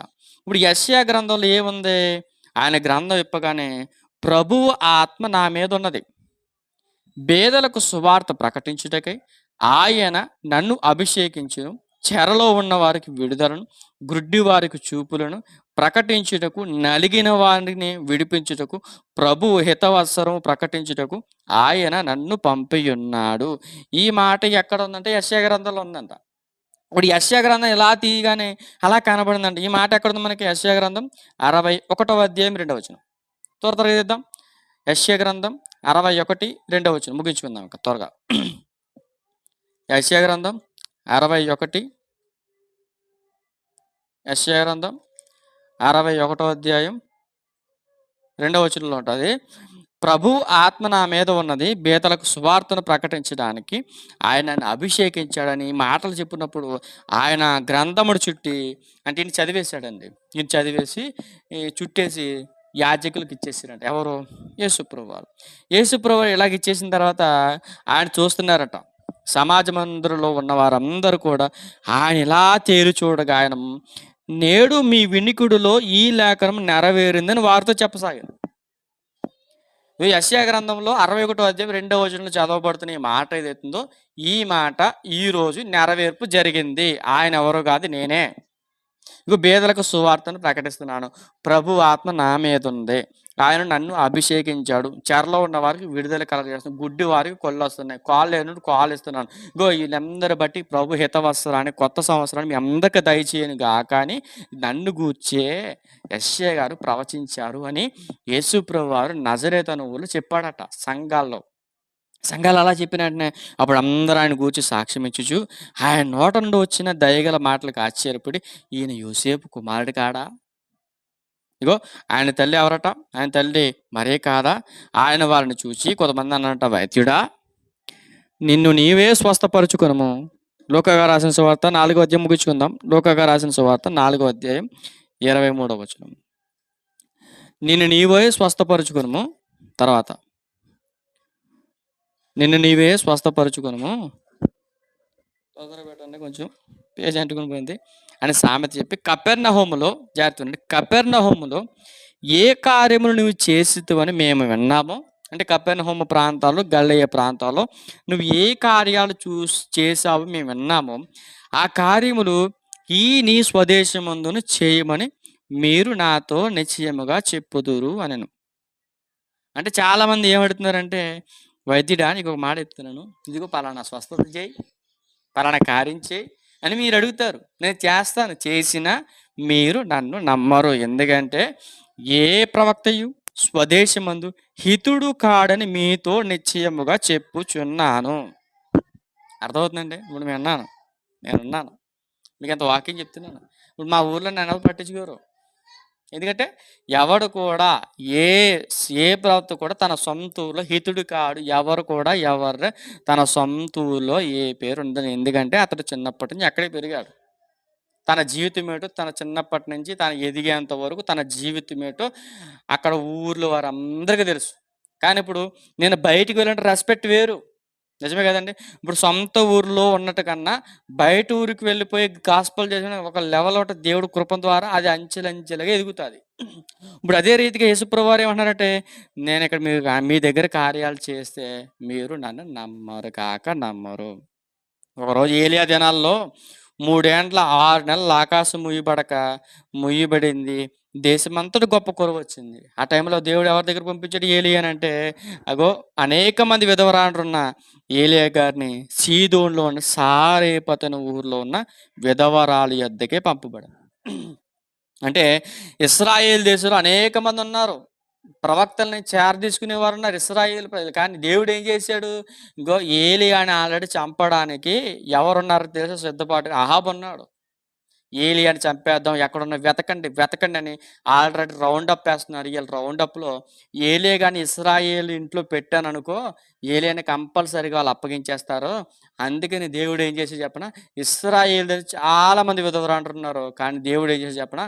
తన సొంత ఊరు కాకుండా తన పొరుగు ఊరు అయినటువంటి సారేపతను ఊర్లో ఆ విధవరాలు ఇంటికి ఎందుకు పంపించాడు అనుకుంటున్నా దేవుడు? ఎందుకంటే మీరు ఆయన్ని సిలువకి అప్పగించేస్తారని ఆయనకు తెలుసు. ఆయన చంపేస్తారని ఆయనకు తెలుసు. అందుకే ఆయన దగ్గరికి పంపించాడట. తర్వాత మరలా మరియు ప్రవక్త అయిన ఎలీషా కాలంలో ఇశ్రాయేల్ అనేక కుష్ఠరోగులుండెను. సిరియా దేశస్థుడు నయమాను తప్ప మరి ఎవడును శుద్ధి నొందరని నేను నిశ్చయంగా చెప్పుచున్నాను. నయమాను గురించిన విషయం కూడా. ఈ అనేక మంది ప్రవక్త అయిన ఎలీషా కాలంలో ఆయన కూడా ఎవరు? నయమాను గారు చాలా సైన్యాధికారి. ఆయన చాలా ప్రాంతాలు తిరిగాడు. తన డబ్బుని వ్యయం చేశాడు. అనేక దేవతల ఎదుట వెళ్ళాడు. అనేక రోగుల ఆయన చాలామంది డాక్టర్‌ని కన్సల్ట్ చేశాడు. అయినా గాని ఆ రోగం నయం కాలే. కానీ ఆళ్ళింట్లో వారి ఇంటి దగ్గర ఒక చిన్న పాప ఉంది. ఆ పాప ఏం చెప్పిందంటే, ఇదిగో మా దేశంలో ఎలీషా గారు ఉన్నారు. ఒక ప్రవక్త ఉన్నాడు ఇశ్రాయేలీస్. ఆ ఎలీషా గారి దగ్గరికి వెళ్ళండి. నా యజమానుడికి స్వస్థత కలుగుతుంది. ఆ పాప చెప్పిన మాట ప్రకారం నయమాను అక్కడికొచ్చాడు. ఎలీషా గారు దగ్గరికొచ్చాడు. ఎలీషా గారి దగ్గరికొచ్చి రోగం నయం చేసుకొని వెళ్ళాడు. ఎందుకంటే ఎలీషా గారి దగ్గర కార్యం జరగబోతుంది. నయమానుకి తెలియచేయడానికి దేవుడు నయమాన్ని అక్కడికి పంపించాడు. అలాగే నీకో మాట చెప్తున్నా, సమాజ మందిరంలో ఇలాంటి విషయాలన్నీ చెప్తుంటే సమాజ మందిరంలో ఉన్న వారందరూ ఆ మాటలు విని ఆగ్రహంతో నిండి లేచి ఆయనను పట్టణములో నుండి వెళ్ళగొట్టి ఆయన తల క్రిందులుగా పడద్రోయవలన తమ పట్టణము కట్టబడిన కొండపేటు వరకు ఆయన తీసుకుని పోయిరి. అంటే యేసుప్రభు వారు ఇలాంటి మాటలు చెబుతుంటే ఆయన ఊరవతలు తీసుకెళ్ళి కొట్టేయాలనుకున్నారట యేసుప్రభు వారు. ఆయన అన్నారట, అయితే ఆయన వారి మధ్య నుండి దాటి తన మార్గమున వెళ్ళిపోయాను. అంటే ఇక్కడి వరకు మనకేం అర్థమైందంటే యేసుప్రభు వారిని కొట్టాలని చాలామంది ప్రయత్నాలు చేశారు. ఇలా చాలామంది ప్రయత్నాలు చేశారు. ఇలా ప్రయత్నాలు చేశారు. నన్ను కొట్టేయాలనుకున్నారు, కొట్టారు. నన్ను జాగ్రత్తగా దేవుడు ఏం చేశాడో చెప్పిన కాపాడాడు. ఇంతవరకు అర్థమయ్యాయండి? మరలా అర్థమయ్యాయా?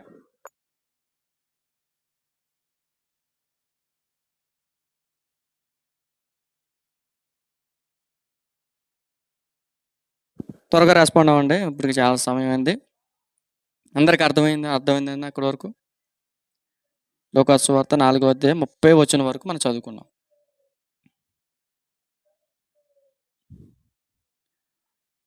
ఈ అధ్యాయం మొత్తం మనం కంప్లీట్ చేసుకుందాం. ఈ అధ్యాయం కంప్లీట్ చేసి ముగించేసుకుందాం.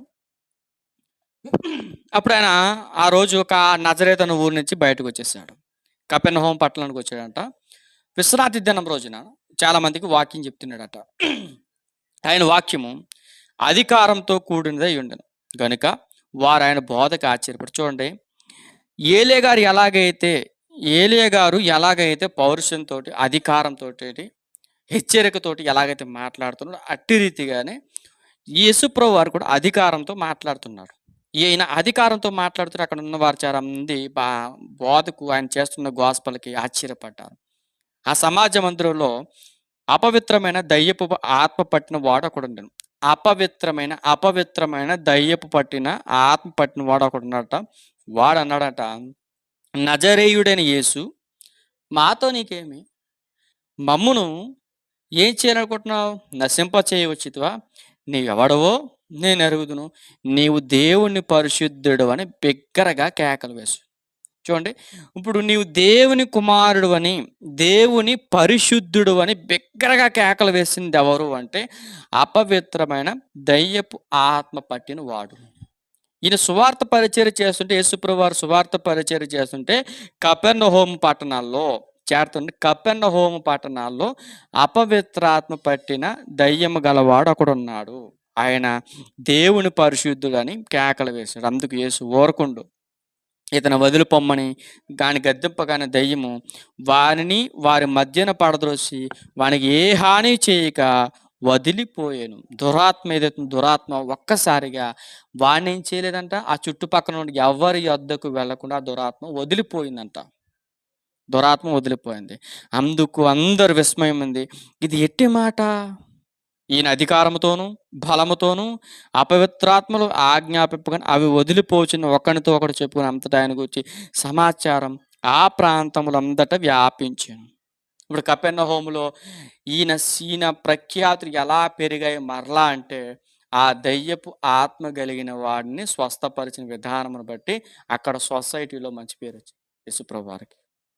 మరలా ఆయన సమాజ మందిరంలో లేచి సీమోని ఇంటికి వెళ్ళాను. సీమోను తీవ్రమైన జ్వరంతో పడి ఉందంట.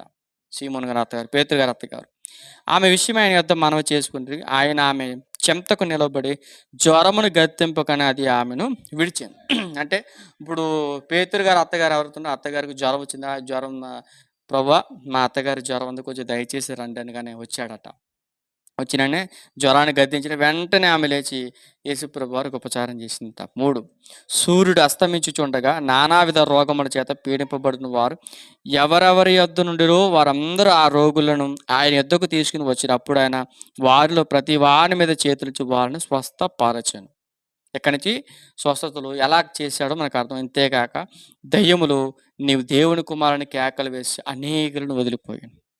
ఆయన క్రీస్తు అని వాటికి తెలిసి ఉండను గనుక ఆయన వాటిని గద్దించి వాటిని మాటలాడనీయలేదు.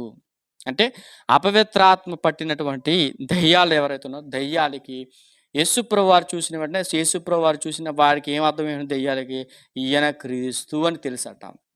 ఈయన క్రీస్తు అని తెలిసినప్పుడు ఈయన క్రీస్తు అని చెప్పలేదు, దేవుని కుమారుడు అని చెప్పాయి. దేవుని కుమారుడు అని చెప్పే నేను క్రీస్తు అని మీరు చెప్పకండి అని ఆయన వెంటనే గద్దించి వాటిని మాట్లాడకుండా చేసేసాడంట దేవుడు. ఉదయం అయినప్పుడంట, ఎర్లీ మార్నింగ్ టైము ఆయన బయలుదేరి అరణ్య ప్రదేశానికి వెళ్ళాడంట. జనసమూహం ఆయన్ను వెతుకుచు ఆయన వద్దకు వచ్చి తమ్మును విడిచిపోకుండా ఆపగా ఆయన ఏనేతర పట్టణాలను దేవుని రాజ్య సువార్తను ప్రకటింపబడి ఇందు నిమిత్తమే నేను పంపబడుతున్న వార్త చెప్పును. తరువాత ఆయన యోదయ సమాజ మందిరంలో ప్రకటించుచూ ఉండెను. అర్థమవుతుంది ఇప్పుడు దాకా? అంటే యేసుప్రభు వారు ఇచ్చిన ఏమేంటంటే, యేసుప్రభు వారు ఇచ్చిన గోల్ ఏంటి? నేను సువార్తను ప్రకటించాలి. నేను మొదటగా ఈ కార్యాలు చేశాను. ఈ కార్యాలు అంతా చేసిన తర్వాత అర్జెంటుగా మళ్ళీ ఇప్పుడు యోదయ ప్రాంతానికి వెళ్ళాలి. గలిలయ ప్రాంతాల్లో చెప్పేశాను, కపెర్నహూములో చెప్పాను, నజరేతు ఊర్లో చాలా ప్రాంతాలు నేను కవర్ చేశాను. సిరియా ప్రాంతంలో కూడా యేసు అంటే చాలా హైలైట్ అవుతుంది పేరు. ఆయన యోసేపు కుమారుడు, మరి కుమారుడు, ఈ పేర్లను వినబడ్డాయి. విన్న తర్వాత యోదయ ప్రాంతానికి వెళ్ళాలి. యోదయ ప్రాంతానికి నేను వెళ్తున్నాననేసి అక్కడ ఉన్నటువంటి వారు అందరిని ఆపి ఈయన యోదయ ప్రాంతానికి వెళ్ళాడట.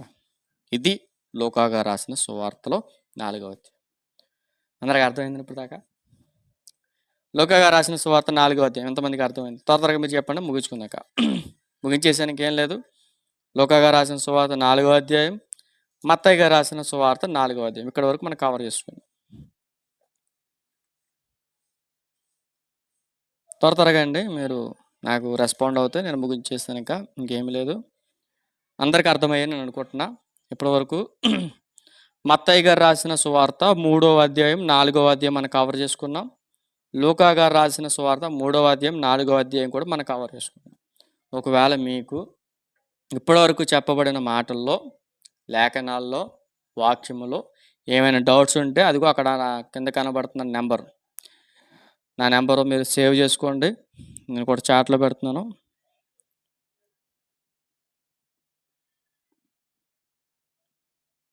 9959591073.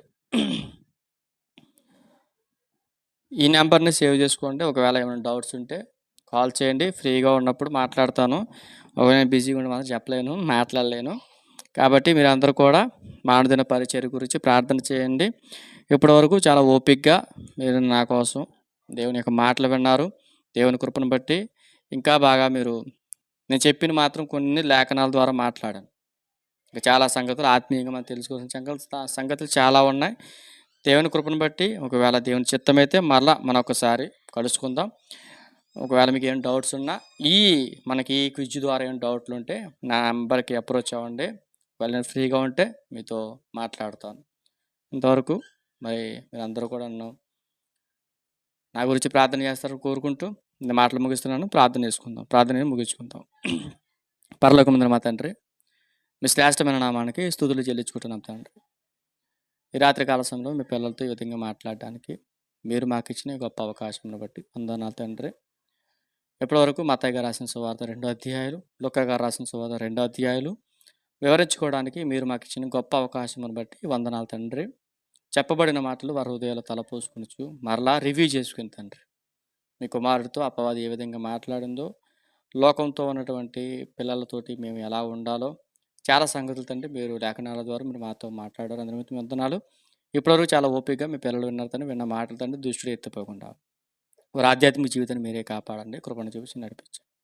అలాగే నేను ప్రయాణమే అన్నవరం వెళ్తుండగా తండ్రి, మార్గ మధ్యలో కూడా మీరే మాకు తోడుగా నడిపించి ఎటువంటి ఆటంకాలు ఎటువంటి ఇబ్బందులు లేకుండా మీరు నాకు తోడుగా నడిపిస్తారని, అలాగే తండ్రి లైవ్ ద్వారా ఉన్నటువంటి ప్రతి ఒక్క కుటుంబాన్ని జ్ఞాపకం చేసుకుని వారు చేస్తున్న పనుల్లోనూ పరిచర్య విషయంలో ఎవరికైనా తండ్రి అనారోగ్యం ఉంటే వారికి మంచి ఆరోగ్యం, ఇంకా ఎవరైనా తండ్రి బాప్తిస్మం తీసుకోలేక మారు మనసు విషయం ఇంకా నిర్లక్ష్య స్వభావంతో ఉంటే వారి తండ్రి మరొకసారి వారికి మంచి మారు మనసును దయచేసి త్వరగా వారు బాప్తిస్మం తీసుకొని నీ రాజ్య వ్యాప్తిలో సువార్త పరిచర్య చేయడానికి ముందుకు రావడానికి మీరే సహాయం దయచేస్తారు. క్రీస్తు నామముని ప్రార్థన అడిగి వేడుకుని మా పరమ తండ్రి, ఆమెన్. అందరికి వందనాలు. మరొక మాట ముఖ్య గమనిక, రేపటి దినాన మాకు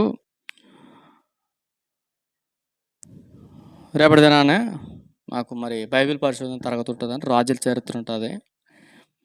కాబట్టి ఒక విషయం ఏంటంటే రాజుల చరిత్ర కాబట్టి మాకు ఎవ్రీ వీక్ ప్రతి బుధవారం రాజుల చరిత్ర జరుగుతుంటుంది. రేపటి దినాన ఇదే టైం, అంటే మనకి ఈరోజు ఎలాగైతే 6:30కి స్టార్ట్ అయిందో అదేవిధంగా రేపటి దినాన 6:30కే స్టార్ట్ చేయడం జరుగుతుంది. అంటే మేము 6:30 నుంచి కంటిన్యూ చేసుకుని నాకు 8 గంటల వరకు నేను చెప్పుకుని మళ్ళీ 8 గంటలకి మా వర్షిప్ స్టార్ట్ అయిపోద్ది. కాబట్టి మీరు సమయాన్ని గుర్తెరగండి కొంచెం త్వరగా. ఏమనుకోకుండా ఒకవేళ మీరు రాకపోయినా యూట్యూబ్లో అలాగ ఉంటుంది అది ఛానల్లో వీడియో. కాబట్టి ఎవరైతే 6:30కి రాగలరో మీరందరూ కూడా ఛానల్ని గురించి త్వరగానే 6:30కి మీ పనులు ముగించుకోండి. నేను 8 గంటల లోపు ముగించే ప్రయత్నం చేస్తాను. మళ్ళీ దాని గురించి వివరణ కూడా నేను చేసుకోవాలి. ఒక పక్కన మీది వివరించాలి, ఒక పక్కన మా రాజుల చరిత్ర కూడా వివరించాలి. కాబట్టి కొంచెం మీరు కూడా అర్థం చేసుకుని మీరు త్వరగానే 6:30కి, కొంచెం ఎర్లీగానే 6:30కి ఆ టైంకి నేను స్టార్ట్ చేయడానికి ప్రయత్నాలు చేస్తాను. కాబట్టి మీరు కూడా 6:30కి రావడానికి ట్రై చేయండి. నేను అన్నిటితో కూడా మాట్లాడతాను. లింక్ త్వరగానే పెట్టడానికి కూడా నేను ట్రై చేస్తాను. కాబట్టి నా గురించి ప్రార్థన చేయండి. నేను ప్రయాణమే వెళ్తున్నాను. రాకపోకలతో దేవుడు తోడుకుండాలని మీరు అందరూ కూడా ప్రార్థన చేస్తారు. అందునిమిత్తమే నేను ఈ రోజు ఎర్లీగా పెట్టడం జరిగింది.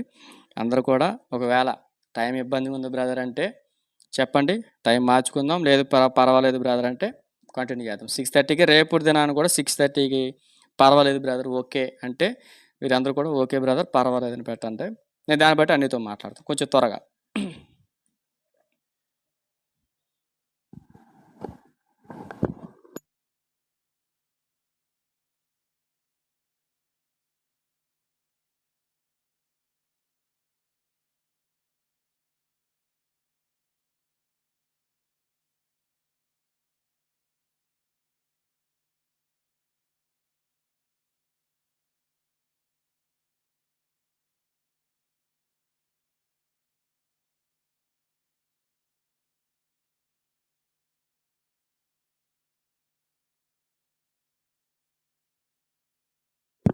ఓకే. Thank you. కాబట్టి రేపటి దినాన 6:30కి వెయిట్ చేయండి. ఒకవేళ 6:30 దాటినా కొంచెం ఏమనుకోకండి. కొంచెం టెక్నికల్ ప్రాబ్లమ్స్ ఉంటాయి కదా! నేను కూడా మరి సౌండ్ సెట్ చేసి అన్నీ పెట్టుకొని చేయాలంటే నాకు కూడా కొంచెం టైం పడతది. కాబట్టి ఒకవేళ 6:30కి షార్ప్ 6:30కి నేను పెట్టడానికి లైవ్ స్టార్ట్ చేయడానికి ట్రై చేస్తాను. ఒకవేళ 10 నిమిషాలు అటు ఇటు అయినా గానీ ఇబ్బంది పడకండి. దయచేసి గమనించండి. అందరికీ మరొకసారి వందనాలు తెలియజేసుకుంటూ ఈ మాటలు ముగిస్తున్నాను. అందరికీ వందనాలు.